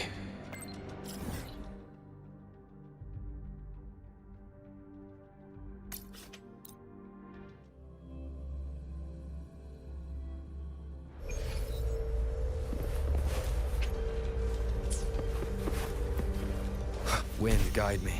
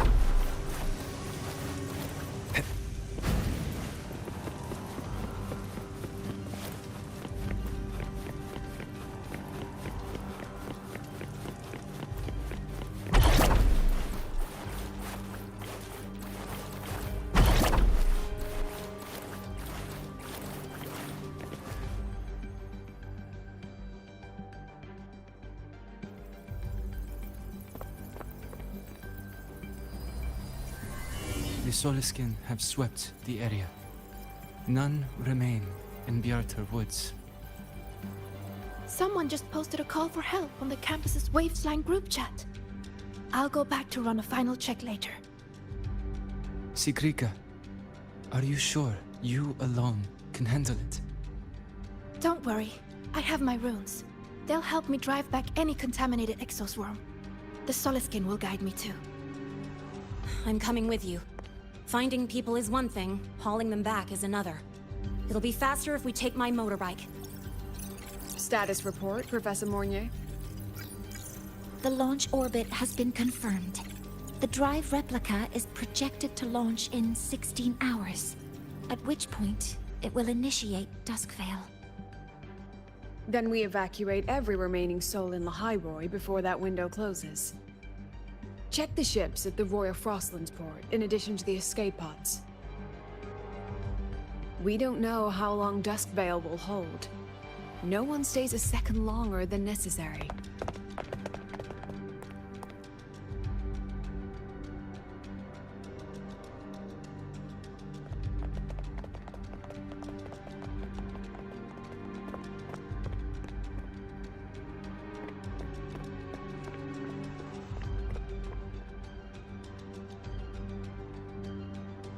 The Exostrider.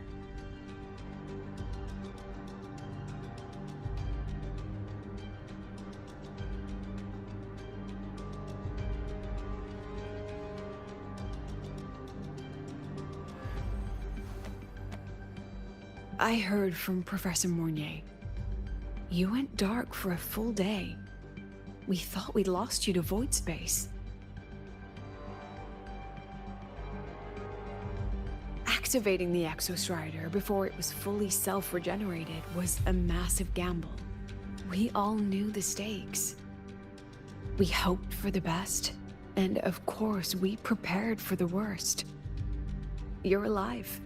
That alone is good news for all of us. No time to kick yourself now. I've got a mountain of work waiting for you, Rover.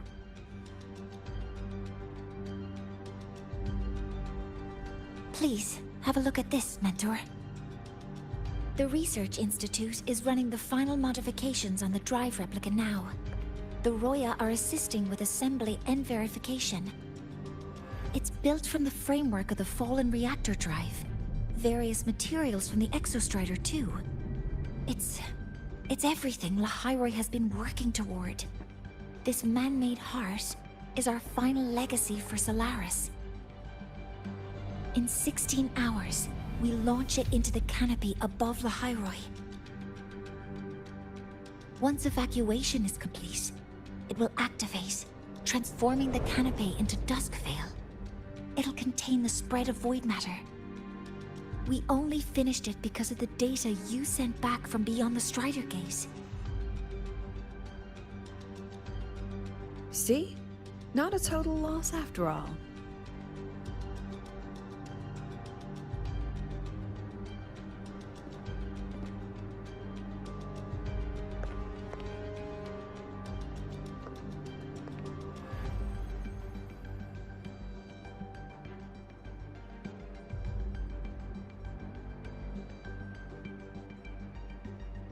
Thank you. All of you. About what I experienced beyond the gate. There's something I want to show you.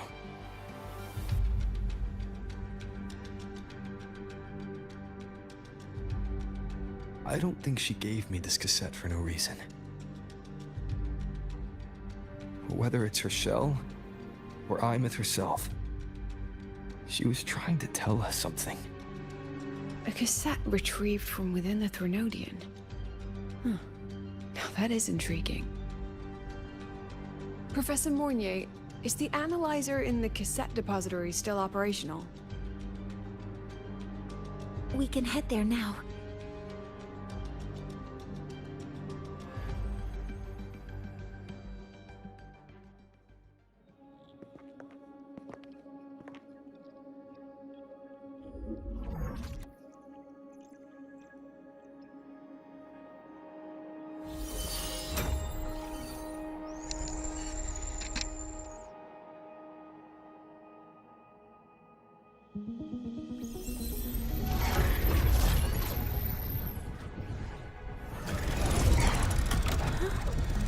What's happening?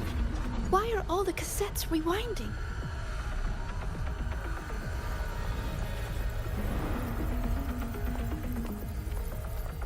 The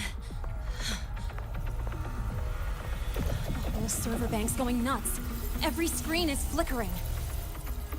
Oh. The data volume is far beyond the cassette's capacity. It's as if thousands of people left their records in it.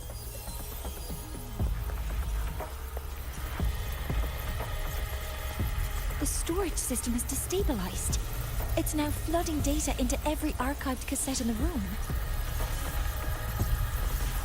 But this isn't memory data. Aside from the corrupted junk, the compressed mass consists of coordinates. Coordinates? From beyond the gate? Are they locations inside the Threnodian's black hole? Based on your report, Mentor, conventional space-time doesn't apply in void space.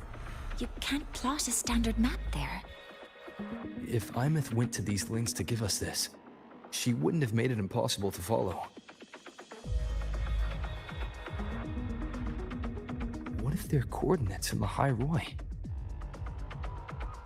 If such is the case, the origin might be... Please, allow me.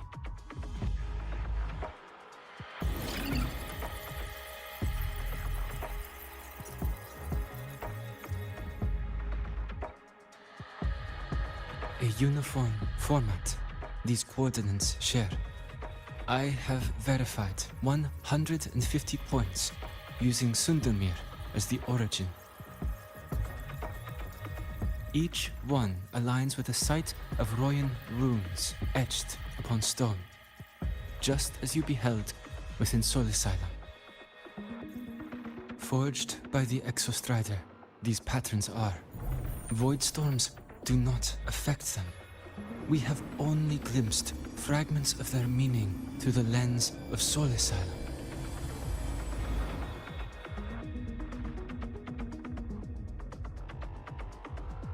I see. Let me overlay these coordinates onto a Lahairoi map.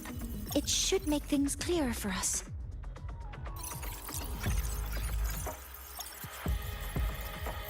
Done. Using Sundermere as the origin, the distribution looks like this.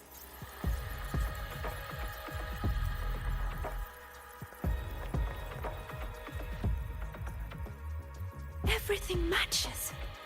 I'm spotting every Royan rune site in Bjorterwoods on this map. But what about the other coordinates? Wait, I know that spot. That's where the Void Storm hit at the start of all this.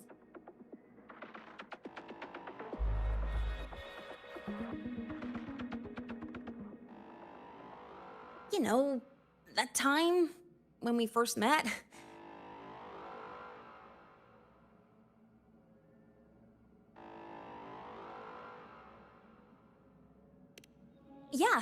Yeah, that one. Void storms. If we reverse match the coordinates by transcription order... then Royan runes could be marking every spot a Void Storm has ever hit.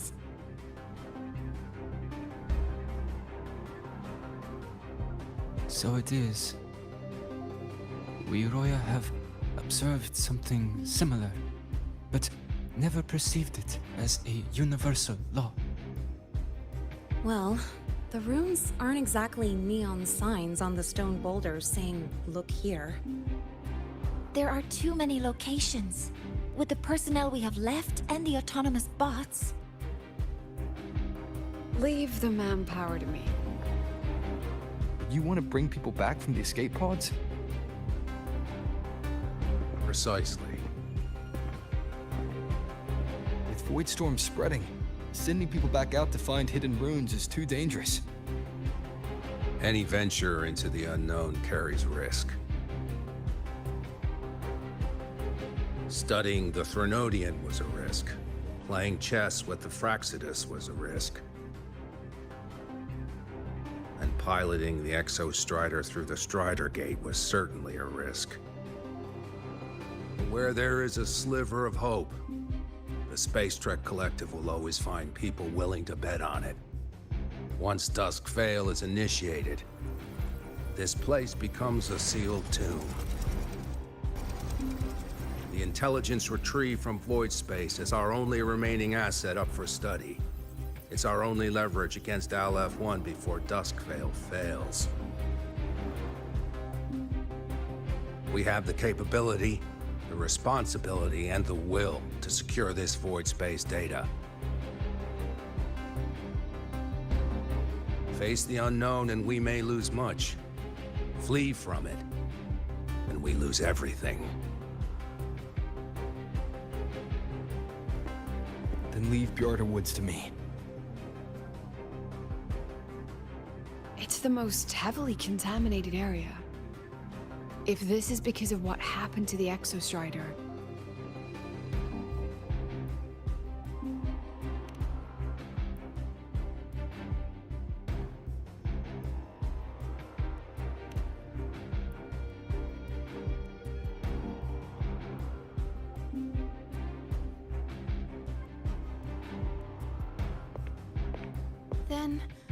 then please give me your hand, Senior.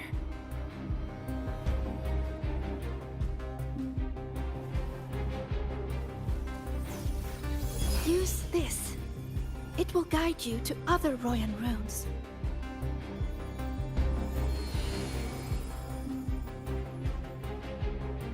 Oh, and take this one too.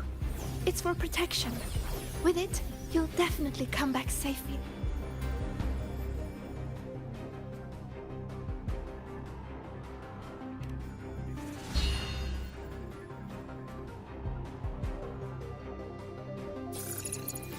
Clock starts now. Recover all Royan runes before Duskvale gets initiated.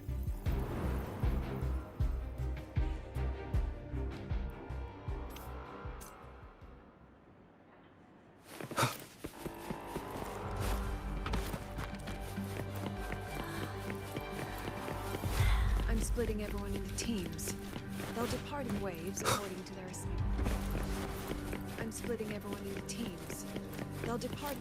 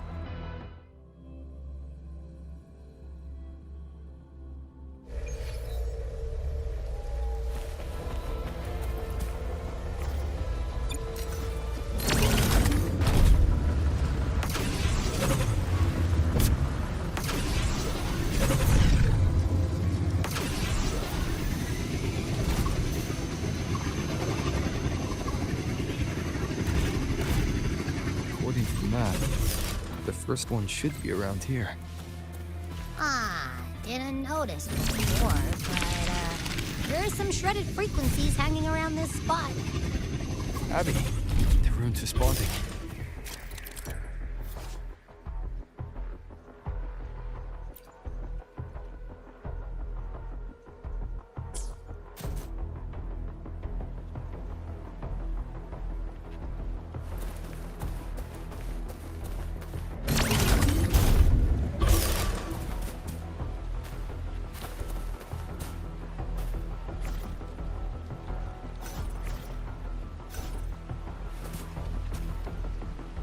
One with the sounds.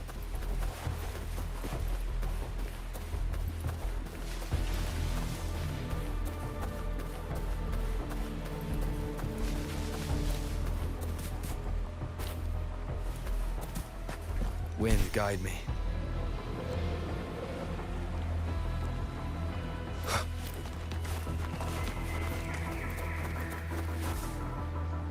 shadow descends. Whoa, something's glowing over there. Those outer rune fragments. Line them up just right, and they might connect with the runes and the boulders. Let's try.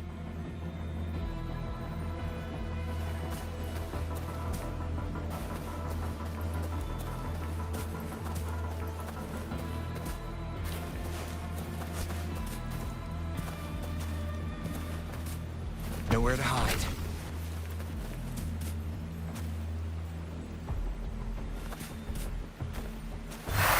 Jackpot! We actually found one! Good. I'll send it to the Shaper and the others for a look.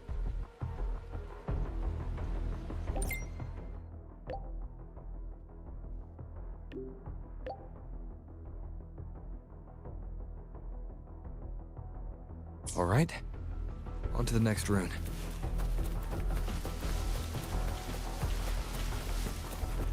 Huh.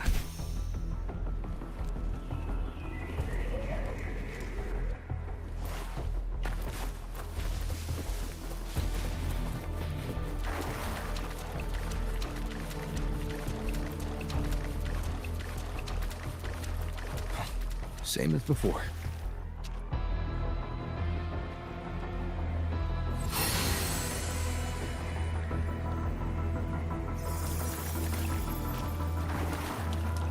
According to the mission details, there's still one left.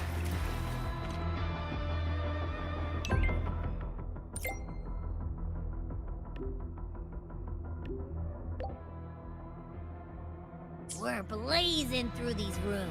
Yeah. Teamwork makes the dream work, huh? Right. I hope Sagrika's having the same luck.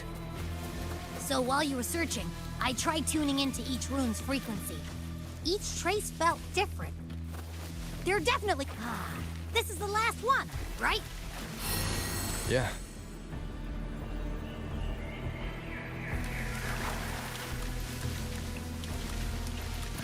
All done. I'll send it to Lucilla and head back.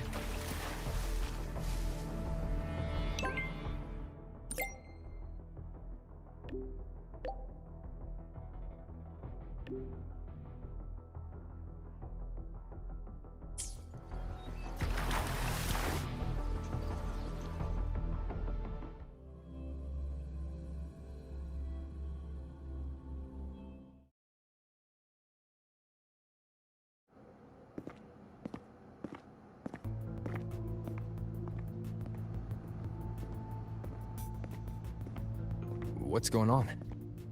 Ah, Mentor, you're back. We've finished analyzing the runes, but their meaning still escapes us. As for the overlapping coordinates, we've run multiple standard decryption algorithms, but the results are contradictory.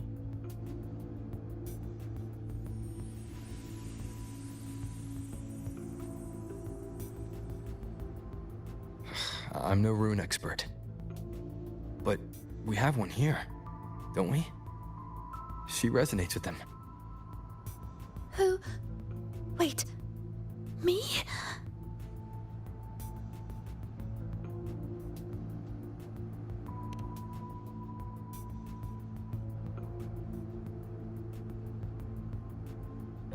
If you're asking me, these runes don't feel flat. They feel spherical. About this big. And these 2 points are relative. Like this. 3-dimensional coordinates. Orthographic projection.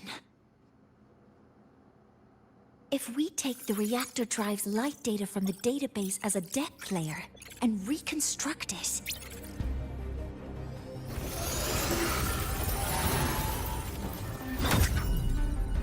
a map forms. The Royan runes are conveying a spherical map.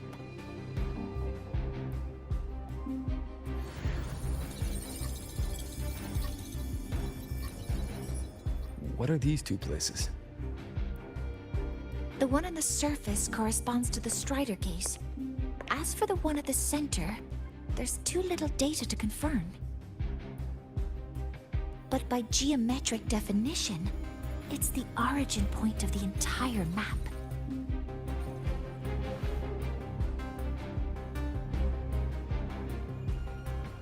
The Exostrider. That must be where it is in void space. It's the only thing that could survive there. The lodestar Aemeath was trying to show me. Contamination around the keystone is off the charts. We've got no viable spatial data. In other words, using the Strider Gate to get you to void space isn't an option. I remember Lucilla mentioning a sealed rift in the Deemer Plains. Yeah, right. Once Hiyuki from the Special Response Force breaks the seal, that could serve as a new entry point. But without the Exostrider, are you suggesting crossing the Strider Gate and searching for it yourself?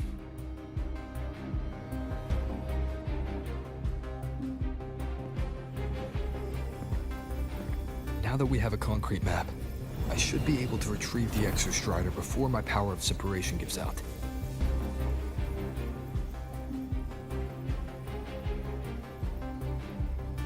A compelling proposal. Hard to refuse. But don't forget the Exostrider is currently out of power. Finding it is one thing. Extracting it is another.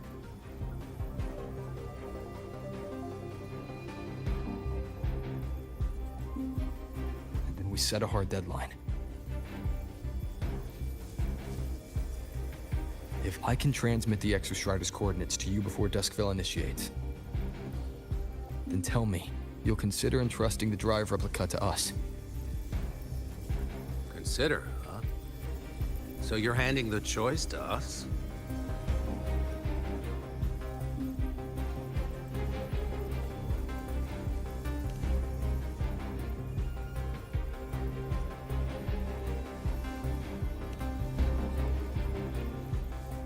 I'm not asking for a guarantee. I'm trusting you, the professionals on this side, to make the right call. Whatever that call is.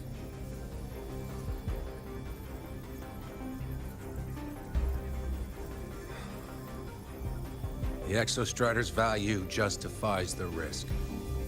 I agree to your proposal.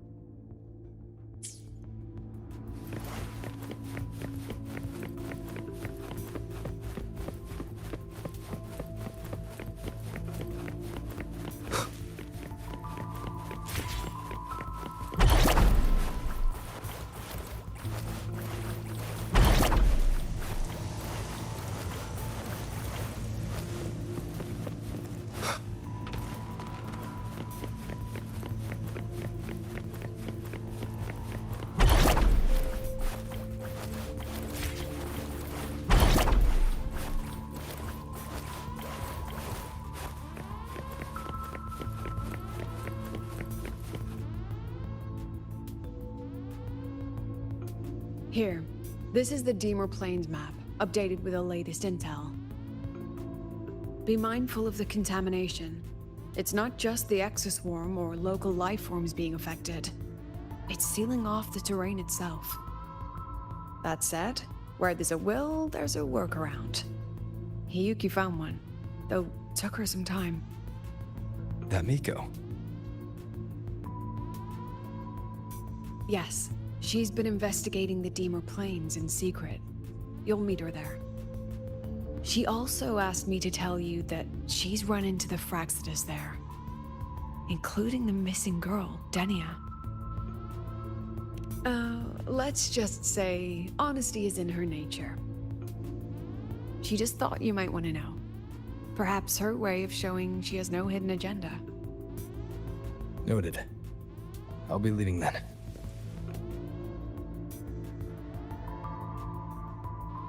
Wait.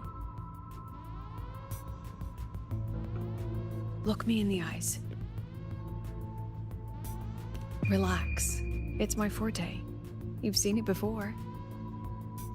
I will temper this moment into a bullet of memory, carved with your name, your face, and all you have been. What carries you is not only your own strength.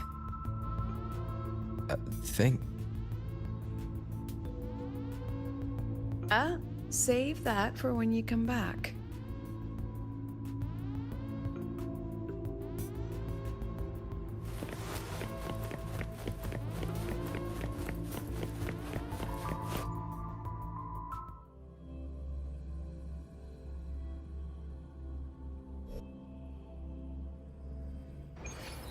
An entry point hidden in the Deemer Plains. Time to get to Bjarta Woods.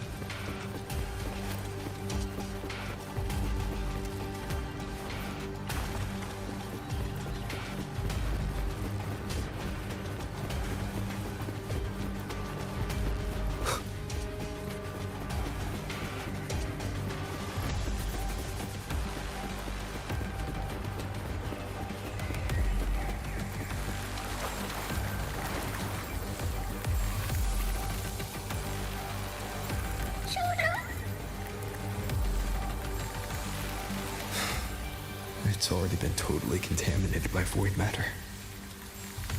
Might be worse than I thought the lower I go. The frost seems to be slowing the spread. That frequency, it feels like Hiyuki's.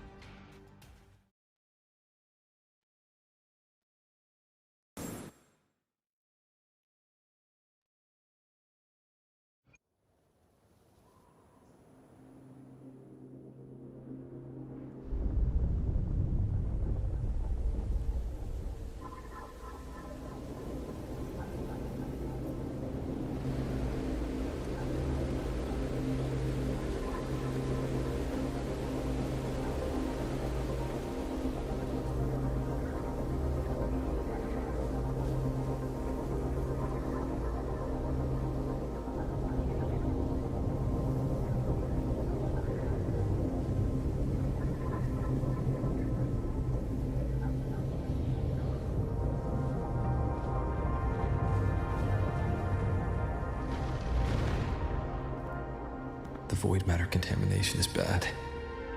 It's not looking good for the Soliskin.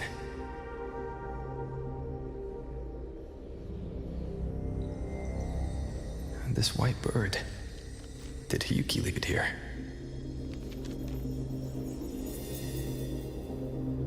All right. Lead me to Hiyuki.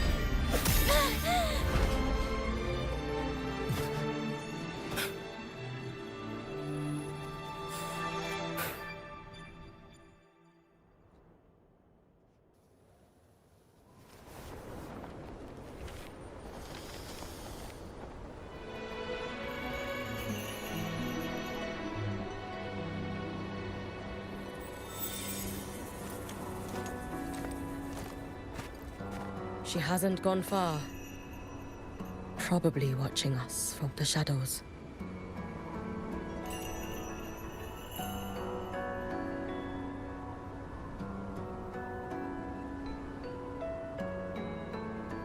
She seemed like her grip is slipping.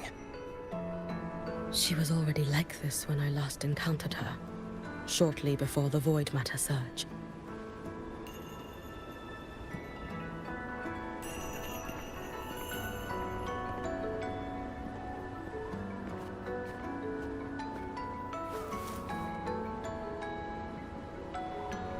Hiyuki, when you fought Denia, did you see anything like a shadowy hand? Yes. Then Denia was behind the incident beyond the Strider Gate. Could she also be responsible for the Academy's Void Matter surge? Lucilla contacted me. She said you intend to return beyond Strider Gate. The roads here have been swallowed by Void Matter. There is no direct passage. Lucilla must have told you of the rift that appeared over a decade ago. Thinking back now, that was likely the Fraxidus' doing. Luke said the Grand Architect caused that rift. That was what led to Aemeath's death in the simulator cockpit.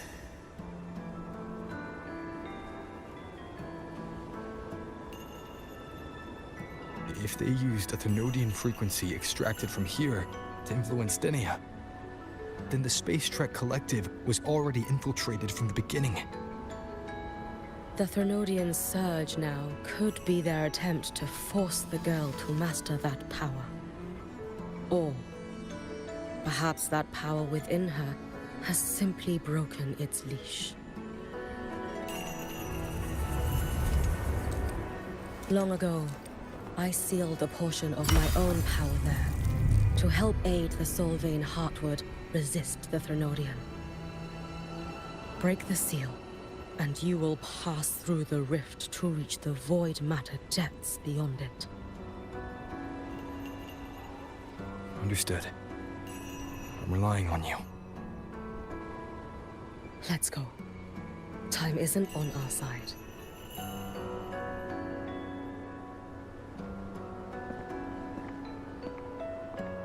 Savior, who has always walked with victory.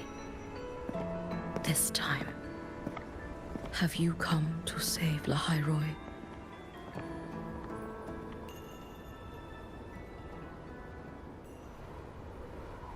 This is...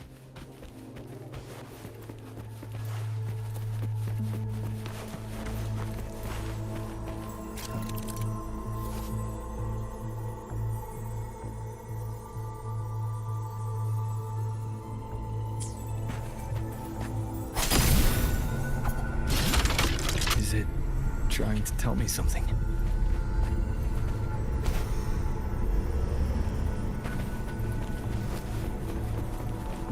Wind, guide me.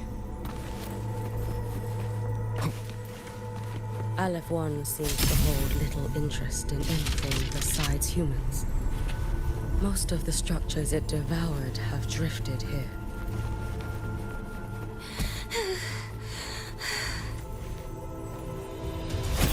It's that girl.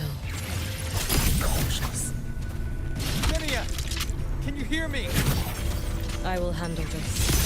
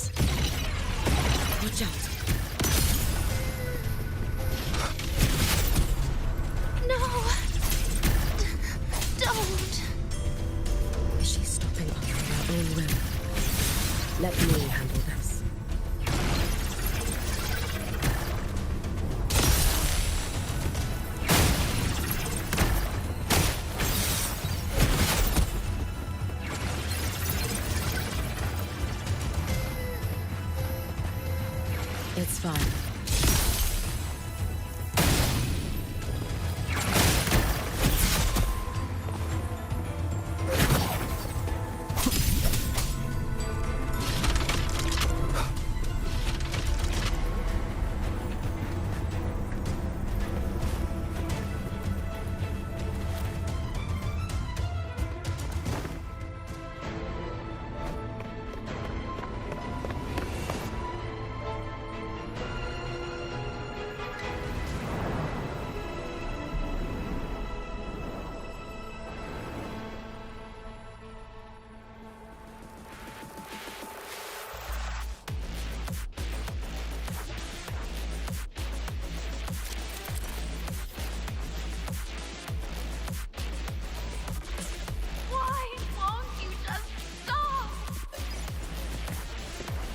We need to use these blocks to make the climb.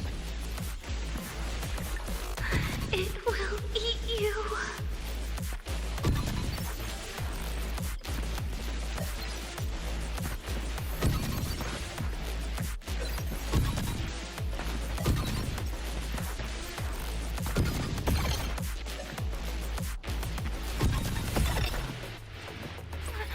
Sorry. You really shouldn't go.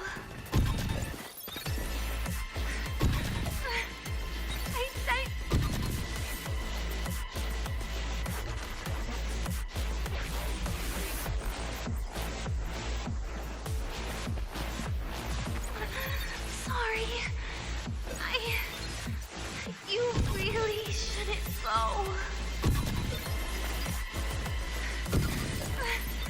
I sent you away. So why? So it was you, Denia. The one who pushed me out of void space.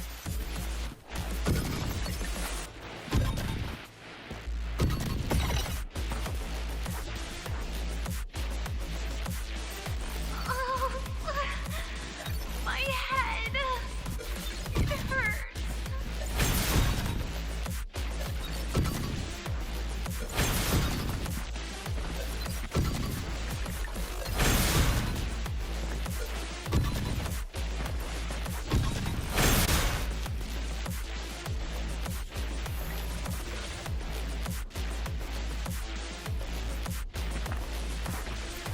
Oh, my head. It hurts.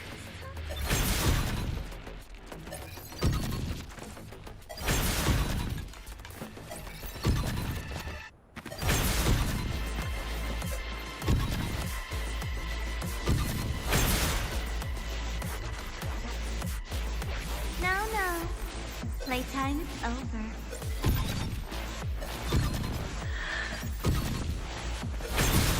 Come back to me, sweet girl.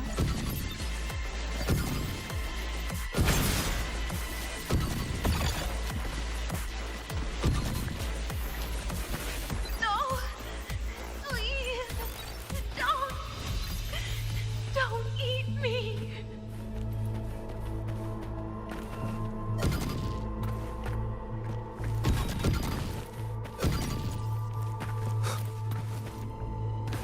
That child's state. She did not appear to be under complete control. It was Denia herself who stopped us. Let's go. We need to get up there first. Got it.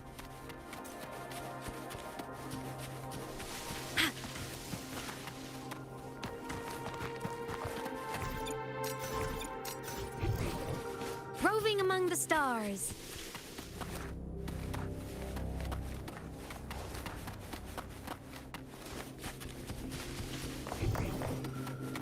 Have you been watching over Denia here? Yes. After I sensed the Thenodian's breach, I sent my Shiratori to trace it. That led me here.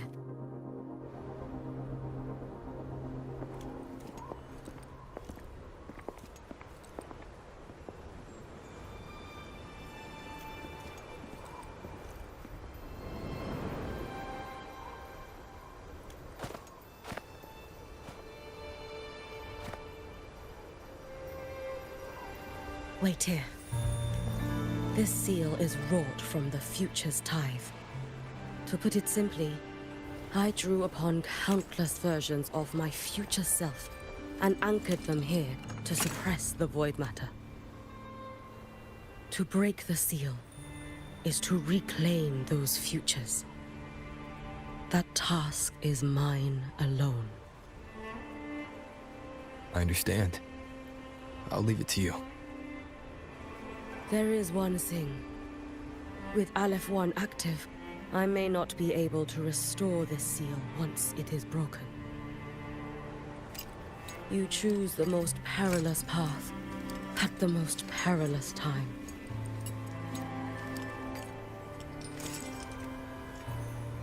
I know your strength. I know your history of victory.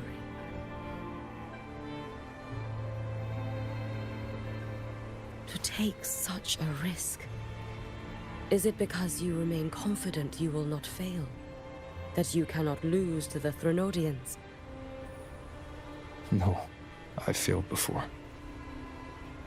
I don't think anyone can win forever.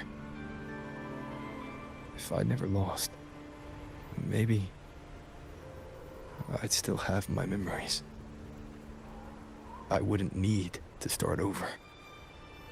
Solaris would be free from the lament. I do this because I can. And because someone has to. And what if you fail?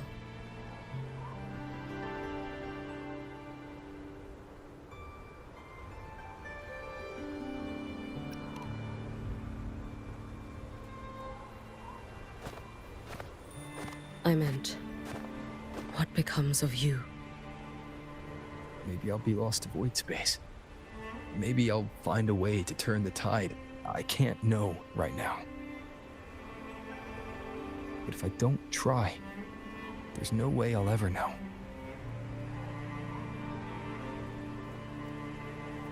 What makes me scared isn't coming up short. It's the thought of not giving it my all. The cost of this attempt is steep, and you bear the weight of many. I expected more caution. To fail even once against a Threnodian is to invite apocalypse. Even knowing this, you would still go. Hiyuki, Lucilla told me you fought a Threnodian in Oshinahara for a long time. I don't know how you did it, but I can only imagine what it took to hold the line in a place already so destroyed. So, I'll ask you. Did you fight in Oshinahara because you were certain you would win? No. I was not. I never was. Then you understand why I'm doing this. You would make the same choice in my place. I see. I will attend to the seal of flaming Sakura. It will not take long.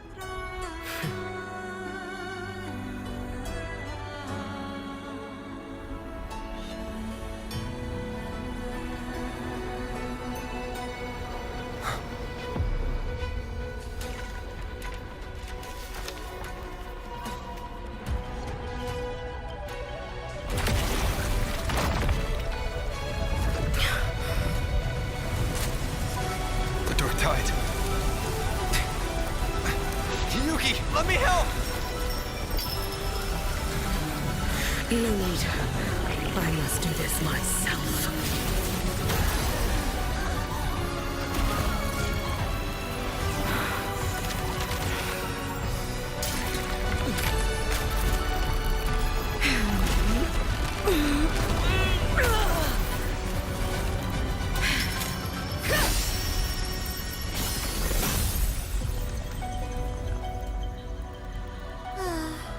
Why not choose the easier future?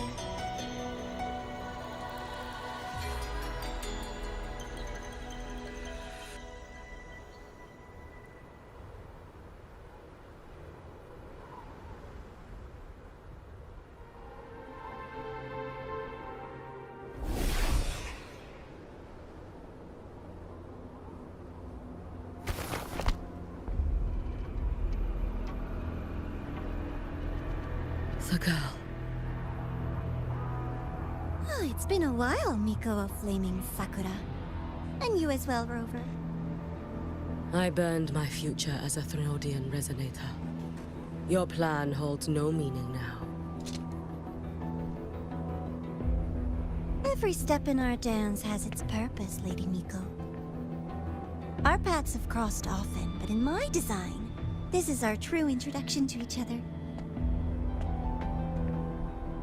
Because at last, I have a masterpiece, worthy of your attention. You infiltrated the collective for Denia and Hiyuki. You wanted Leviathan's power, to merge them into one. Denia was always a Fractidus creation. She is honored to be used as intended. A creation? The Mia disappointment made me think. If I could just create a superior vessel, one refined by a Miko's spirit, perhaps it might bear the full might of a Threnodian's power. As for the outcome, you would know better than I, Lady Miko. Wordplay won't change your failure. Leave, you tedious avatar.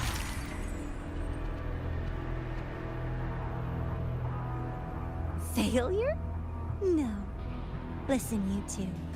I'm just showing Solaris another possibility. If we made one Denia, we can make another. And another. Until we hold a complete obedient Threnodian resonator in our hands. Your own borrowed future showed you that. A true Threnodian resonator will exist.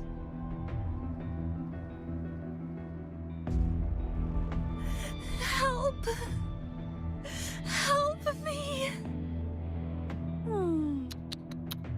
All that desperate running on the wheel and you still came up short. I'll have to throw you away.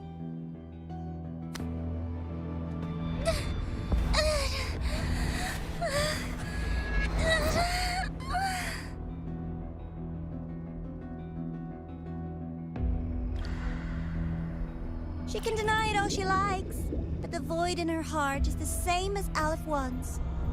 That emptiness, it will always pull her towards the Threnodian's power.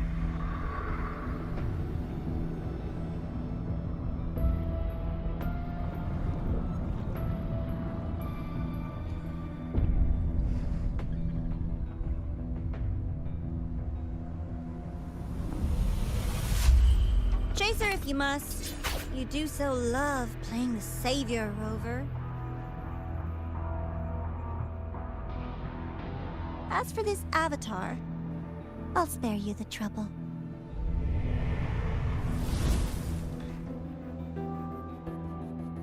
Wasting time on one of their avatars is pointless. Come on, Hiyuki. The seal is open. We have a job to do. Denia needs us.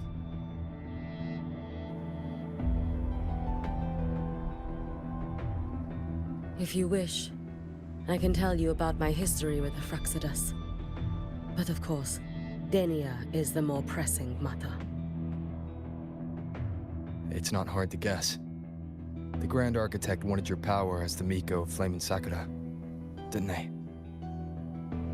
But like you said, you burned that one future as a Thenodian resonator.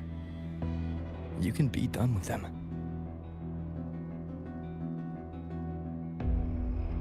Right now, Denia's state is what worries me. I fear that child may already be.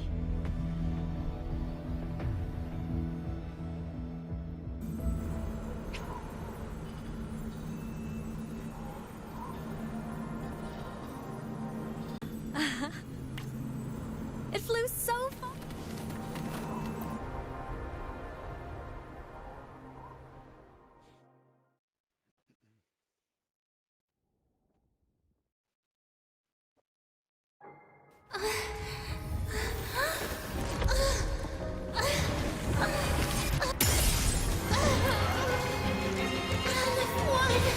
I curse you!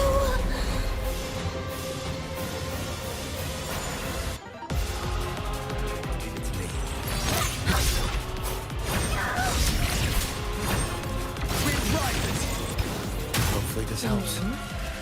The space track collector. Annihilation! All this running around to this. One more time. Wind rises! The wicked will face judgment! Lend me a strength. You should have run. Take your final dive into America. Down you go. Burn up the feeding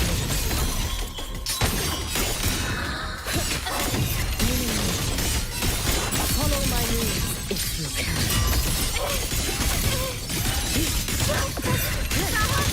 There's still time! Why won't you?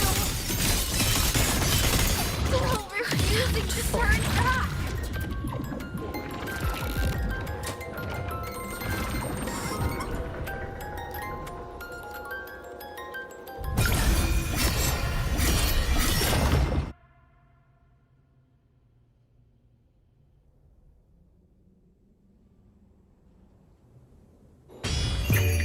For all wishes spoken, this vessel I offer. Lend me your strength. Wind calls, waves follow!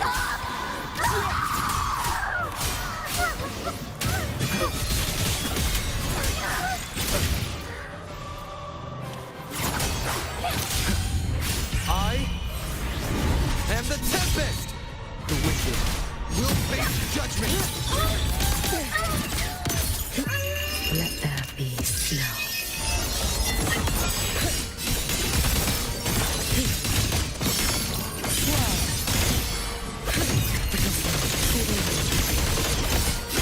You prepared for this, have you not?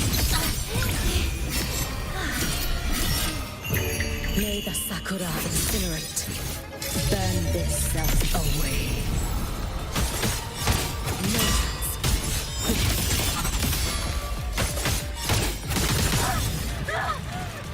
This is all pointless!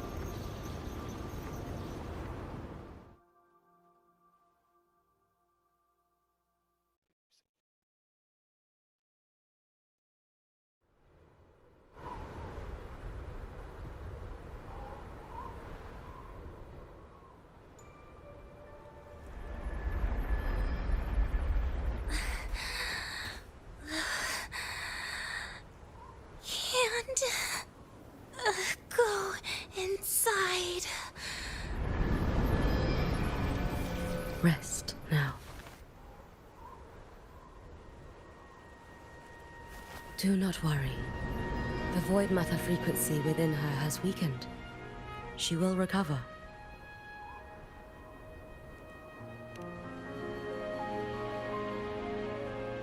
Forgive me, but I believe waiting for the void matter to spread would take too long. This will be faster. Allow me to handle this. There is not much time left in your deadline with Mr. Chase.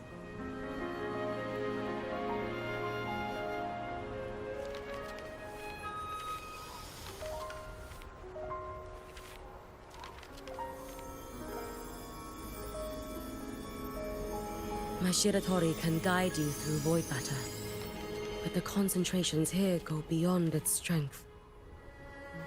So I will draw upon a future where I learned to fully channel its power. It will protect you and help you find the path you seek.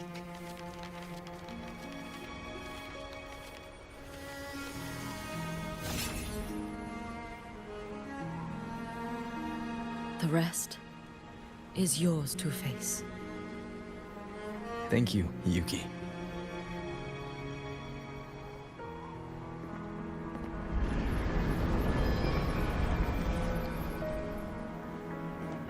I've read the Space Track Collector's report on Aemeath. She wrote that her intention is saving the world. Lucilla said you are her family. I suppose you must be the reason she held that vision.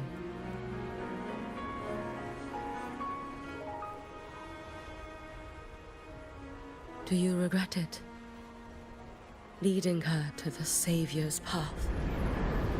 To a life of pain and struggle? One must walk this path alone in order to protect.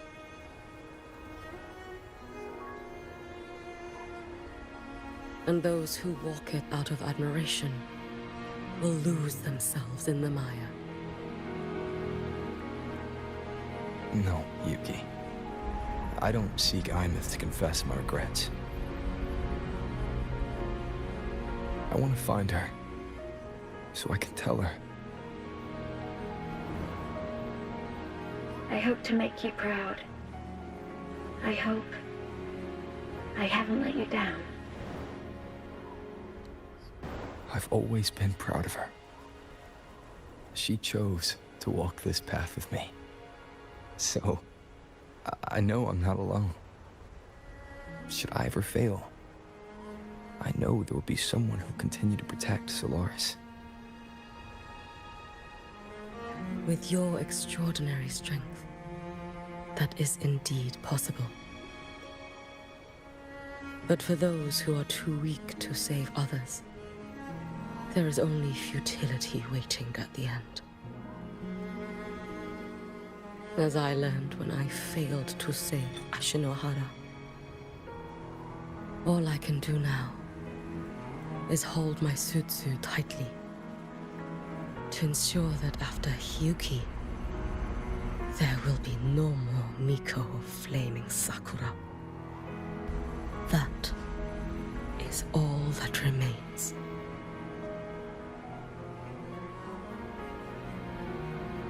From Lehigh Roy to the distant lands of Jinzhou and Rinasida, people rise up to fight the Thenodians. I've been a part of that fight. But to pretend I'm the only reason they're standing, that everything fails if I do, that's arrogance. It's an insult to everyone else choosing to stand their ground.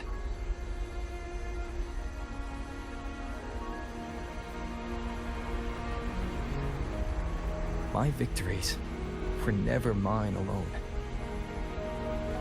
If even one person makes it to the end of this road, then we're still winning. Hiyuki, when you're walking alone and feel that weight, just stop for a moment. Look around. Stop. You'll see that there are people who draw strength from you. People out there who are proud of you. And when you finally reach the end of your journey, you'll know. It was never futile.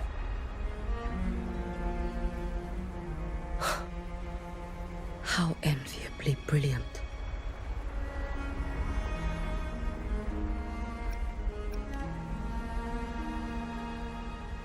It is nothing.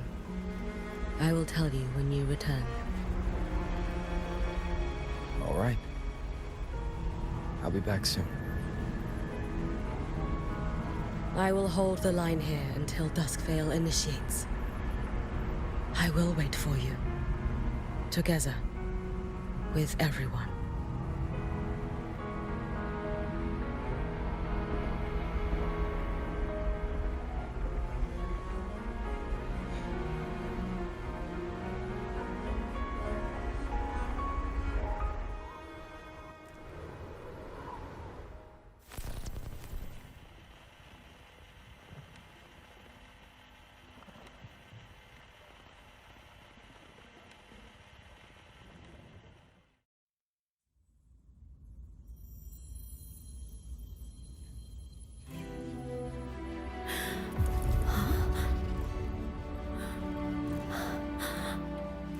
Exostrider?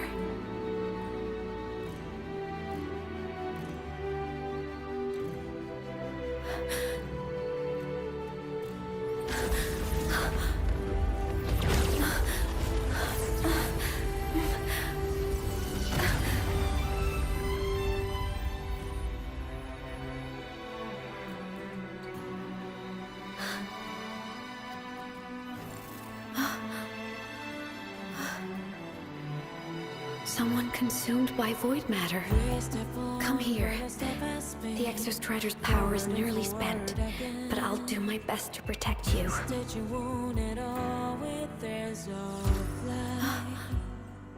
This frequency. No! Your existence is already nearly...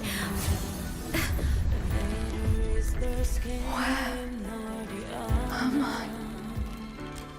Did the Void Storm consume me? Am I dead? Is this void space a higher dimension? Our existence is fading.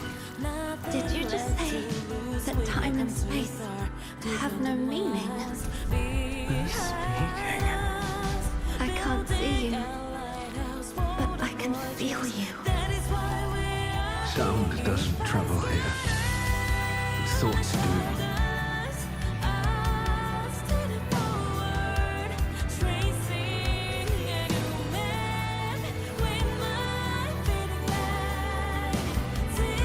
The Exostrider? Why is the Exostrider here? What happened? The light. What should we do?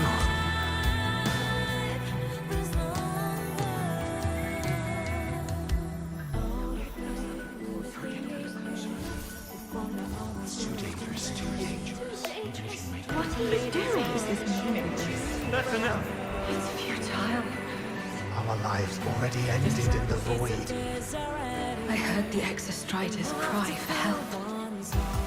I want to find it. Time and space don't mean a thing. You'll never reach it. I know what the Exostrider means to the High Boy, but This is meaningless. You want to save it? How? It's futile. But we made it to the stars to reach for the unknown, didn't we?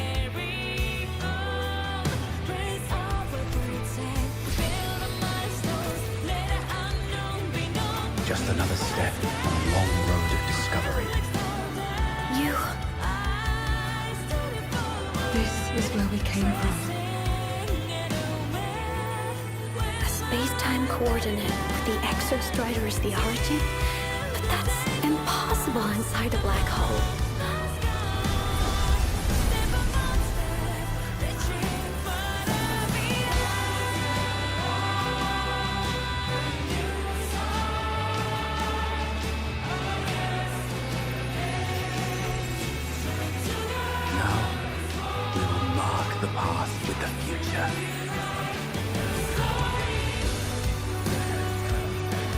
Thank you. You charted the unknown with your lives. I'll make sure it's not in vain.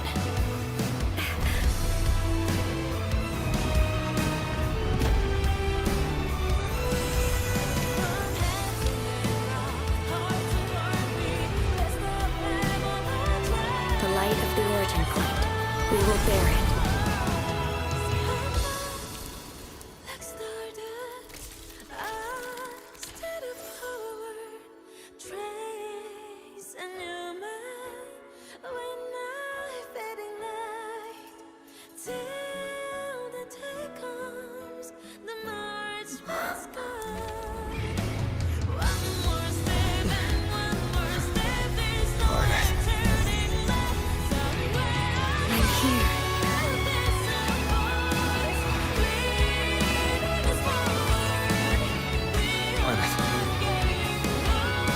Drive replica here. It's the heart they built for the Exostrider. Don't worry. This time, we'll save the world together. Okay. I'll bring you back humanity's hope. So, wait for me.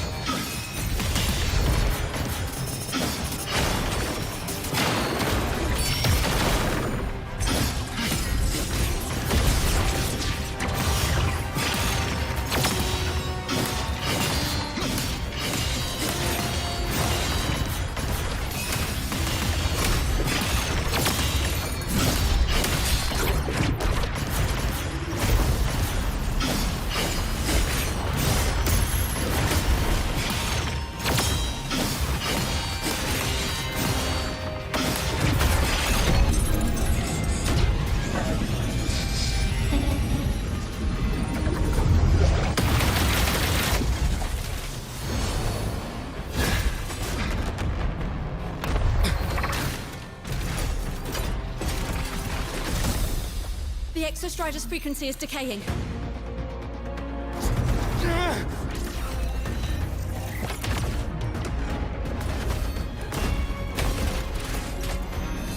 Its reading is about to flatline. Status on the drive replica. Almost ready.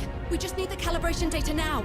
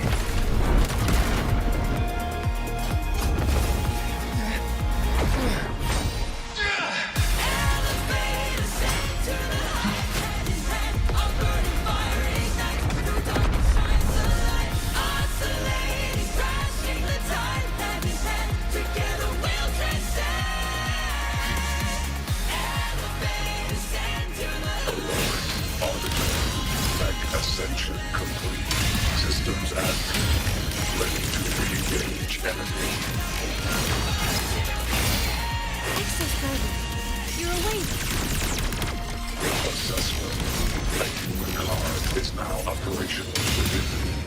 I can now speak with better voice. In Frostlands, where civilization should not have taken root, a collective was born, a will to explore what lies beyond. They have chosen me.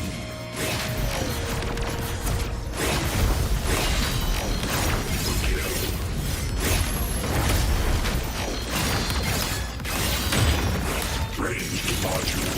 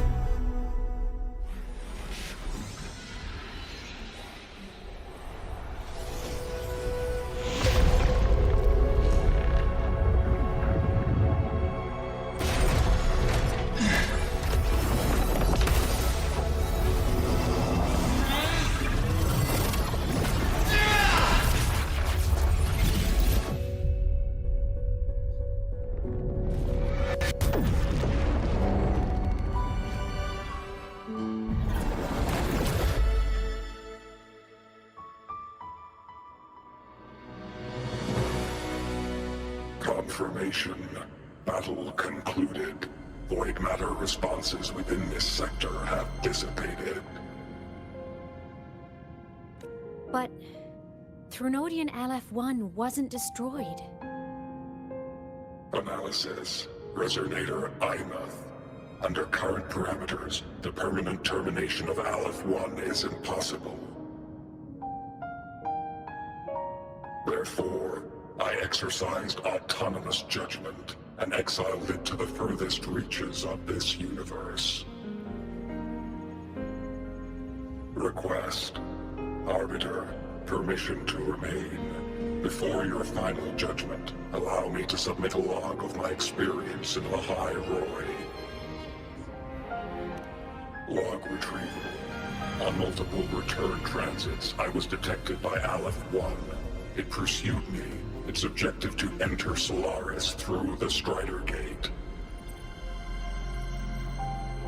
It attacked. I fell. But Resonator Aemeath answered me with her power, and I was able to banish a part of Aleph 1. I should have initiated a full system seal to await repairs, but I saw countless pairs of terrified eyes. Discovery. The Roya in the Frostlands stood helpless before the Threnodians' void matter calamity. I saw panic and dread. Following the protocols shared with the Sentinels, I extracted my reactor drive and encased it deep within the ice. Then I powered down to slumber. Exception. A momentary reactivation occurred. Resonator Aemeath resonated with me a second time. She required my power to mend the Strider Gate rift. I complied. That was when I became a digital ghost. But was that the second time we resonated? Or the first? Initial assessment. Upon reactivation, standard procedure was to request your retreat. Direct engagement with Aleph 1 was a tactical irrationality. But the human heart granted me a voice. The will of this civilization gave me the strength to stand with you. Component analysis. This drive replica forged by humans is crude and fragile compared to my original drive. I can feel each one of its pulse cycles, violent, eroding itself with every beat. The shrill, grating friction of wear. This is the first time I have ever heard myself. A heartbeat bestowed upon me by them. With this heart installed, I have acquired capabilities previously undocumented outside the Sentinel Mech series. Projection.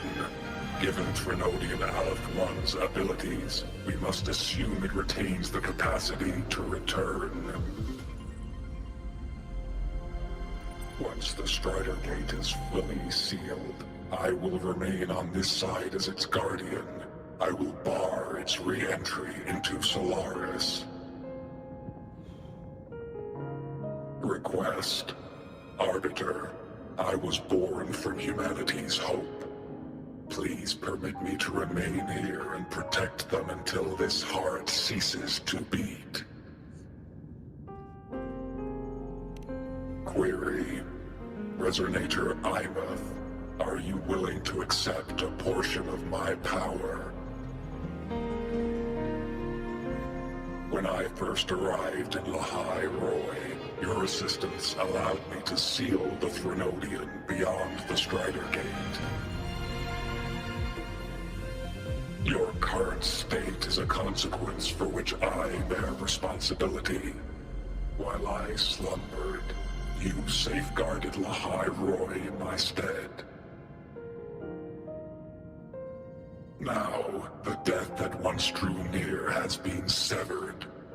Henceforth, your companion will be an enduring life. Summary. I am experiencing the state defined as guilt. Oh, Exostrider, you're really wearing your heart on your sleeve, aren't you? But hey, I chose this path myself. Made my peace where it ends a long time ago. As for your question, this savior's got a career to uphold. Gotta level up if I'm gonna keep kicking bad guy butt, right? So your power? Hell yeah, I'll take it. Authorization. Resonator Aemeath's agreement confirmed. Synchronization limit removed. Commencing resonance. Suggestion. Don't you dare feel guilty. Thank you for living up to my hopes. So, Let's make our goodbye a happy one, okay? Detection. Arbiter, you have brought your cassette. Proposal. Please allow me to take it. I wish to burn a frequency onto the tape for you to return to Lahai Roy. Briefing. While traversing the stars at high velocity, my trajectory once intersected with a slow-moving probe. Its hull was marked with Solaris script. Its launch date is estimated to have occurred a long time ago. I intercepted and recorded the signal it has been continuously transmitting to Solaris. Its name is the Far Watcher. Objective. I wish to offer this recording as a gift to the people of Lahai Roy. Status. Strider Gate closure imminent. Preparing to return the Arbiter and Resonator to Lahai Roy. Query. One last thing, Arbiter. Will you permit me to alter my designation to bear the name Lahai Roy?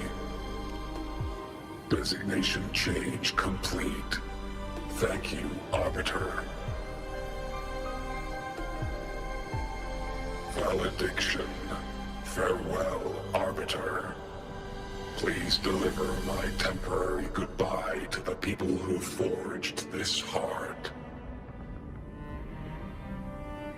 Prediction. We will meet again in the boundless sea of stars.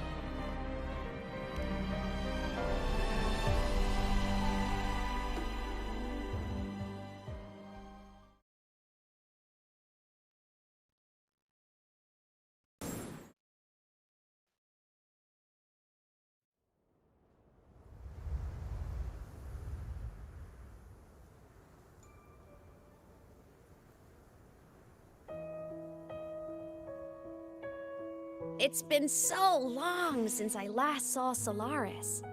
Feels weirdly nostalgic.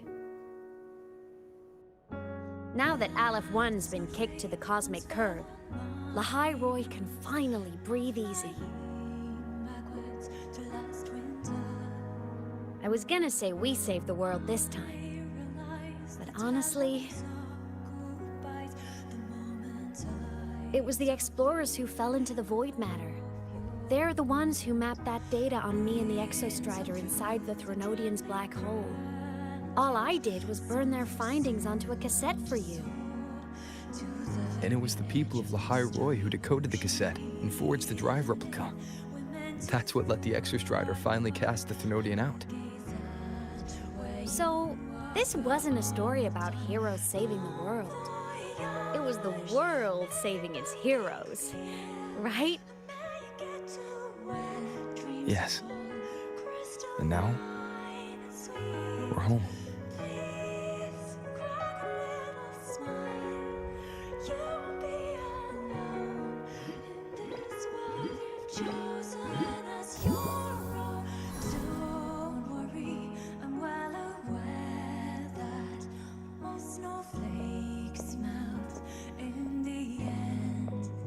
You're back.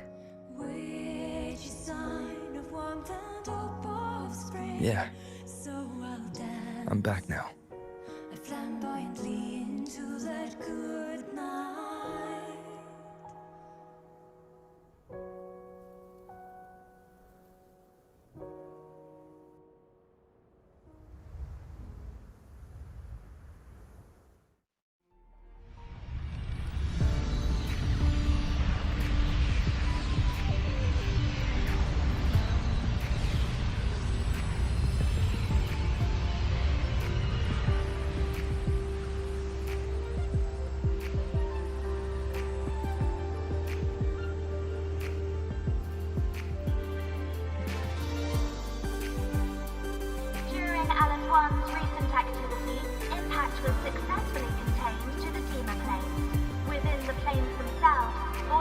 Concentrations across most sectors. Monitoring data from the space trek collected confirms that Threnodian markers within the region of the Hyroi have now fallen to near zero levels. Exostrider activity has fully ceased. However, related research into its technology will continue. Research units deployed by Startorch Academy have successfully neutralized all anomalous constructs activated by the Threnodians across the Hyroi. The experience gained through this mission will carry forward. In Beata Woods, the area closest to the Threnodians' attempted breach, partial structural damage has been confirmed. Overall, the situation remains well within control. As void matter levels continue to drop, the Roya will regain access to a broader and more stable range of territory.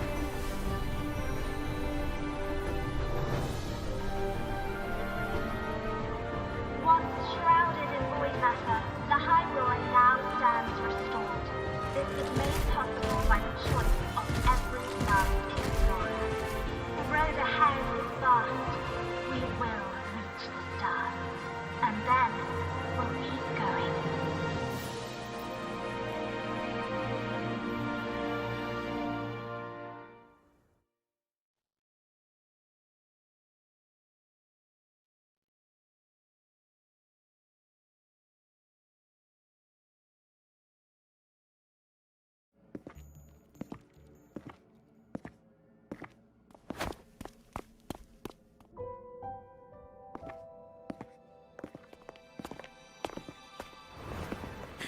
You made it!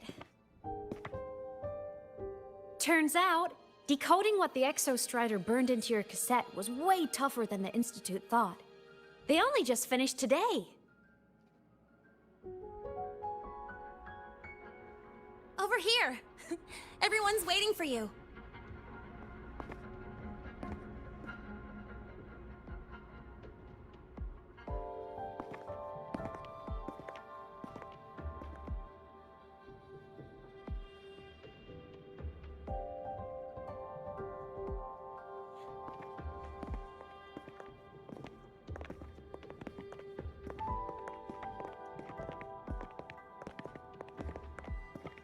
What could it possibly be?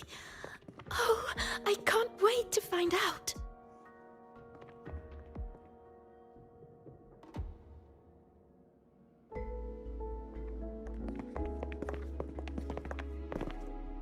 The Far Watcher. I have to admit, I was genuinely surprised when you handed me this tape and said that name. You said it was one of the 9 interstellar space probes, launched before the etheric sea engulfed Solaris. Correct. The 9 stars on the Space Trek Collective's emblem represent those probes. Ever since then, Solaris never received another signal from them. Not a single one. Until today. Professor Mornier, you may begin playback.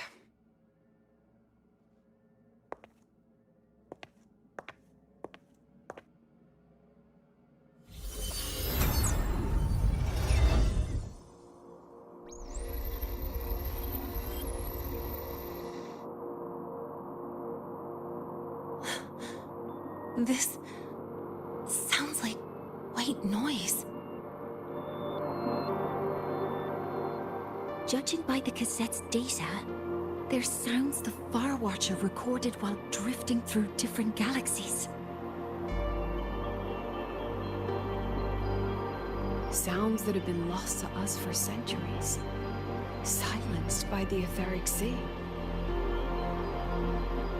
So that's why the Exostrider wanted to give these recordings to the explorers of Hyroi today. Because this is a gift from light years away, sent by the explorers of Hyroi's past.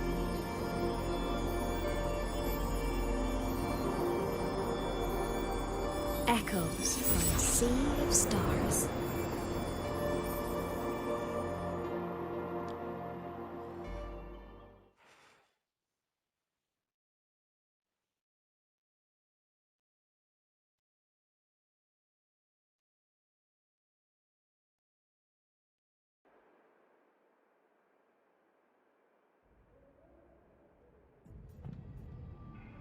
The Space Trek Collective has taken in that Denia girl, just as you wished, Grand Architect. Good. Just let them care for the little doll for now. Such an extraordinary performance. I'm sure I can find another role for her later. All retrieved data has been processed, awaiting review at your leisure. May I ask what you plan to do next?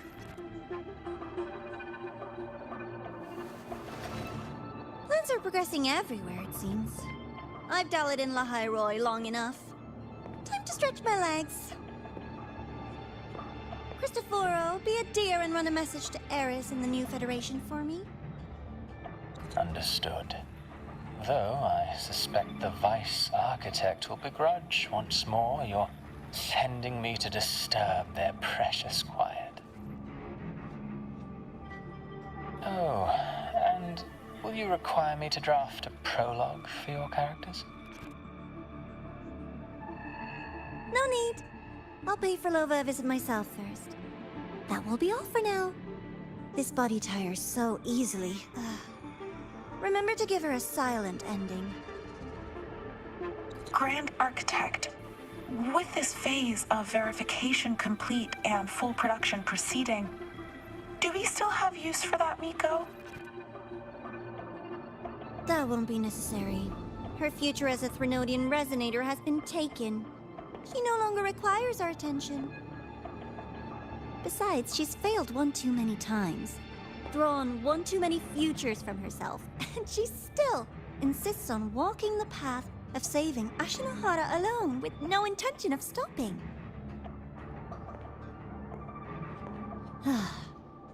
Every step she takes only deepens that obsession. After countless cycles of failure, she too will be reduced to ashes by her own vow, just like her sister. That reminds me. Zashiki Warashi has brought us some rather interesting news.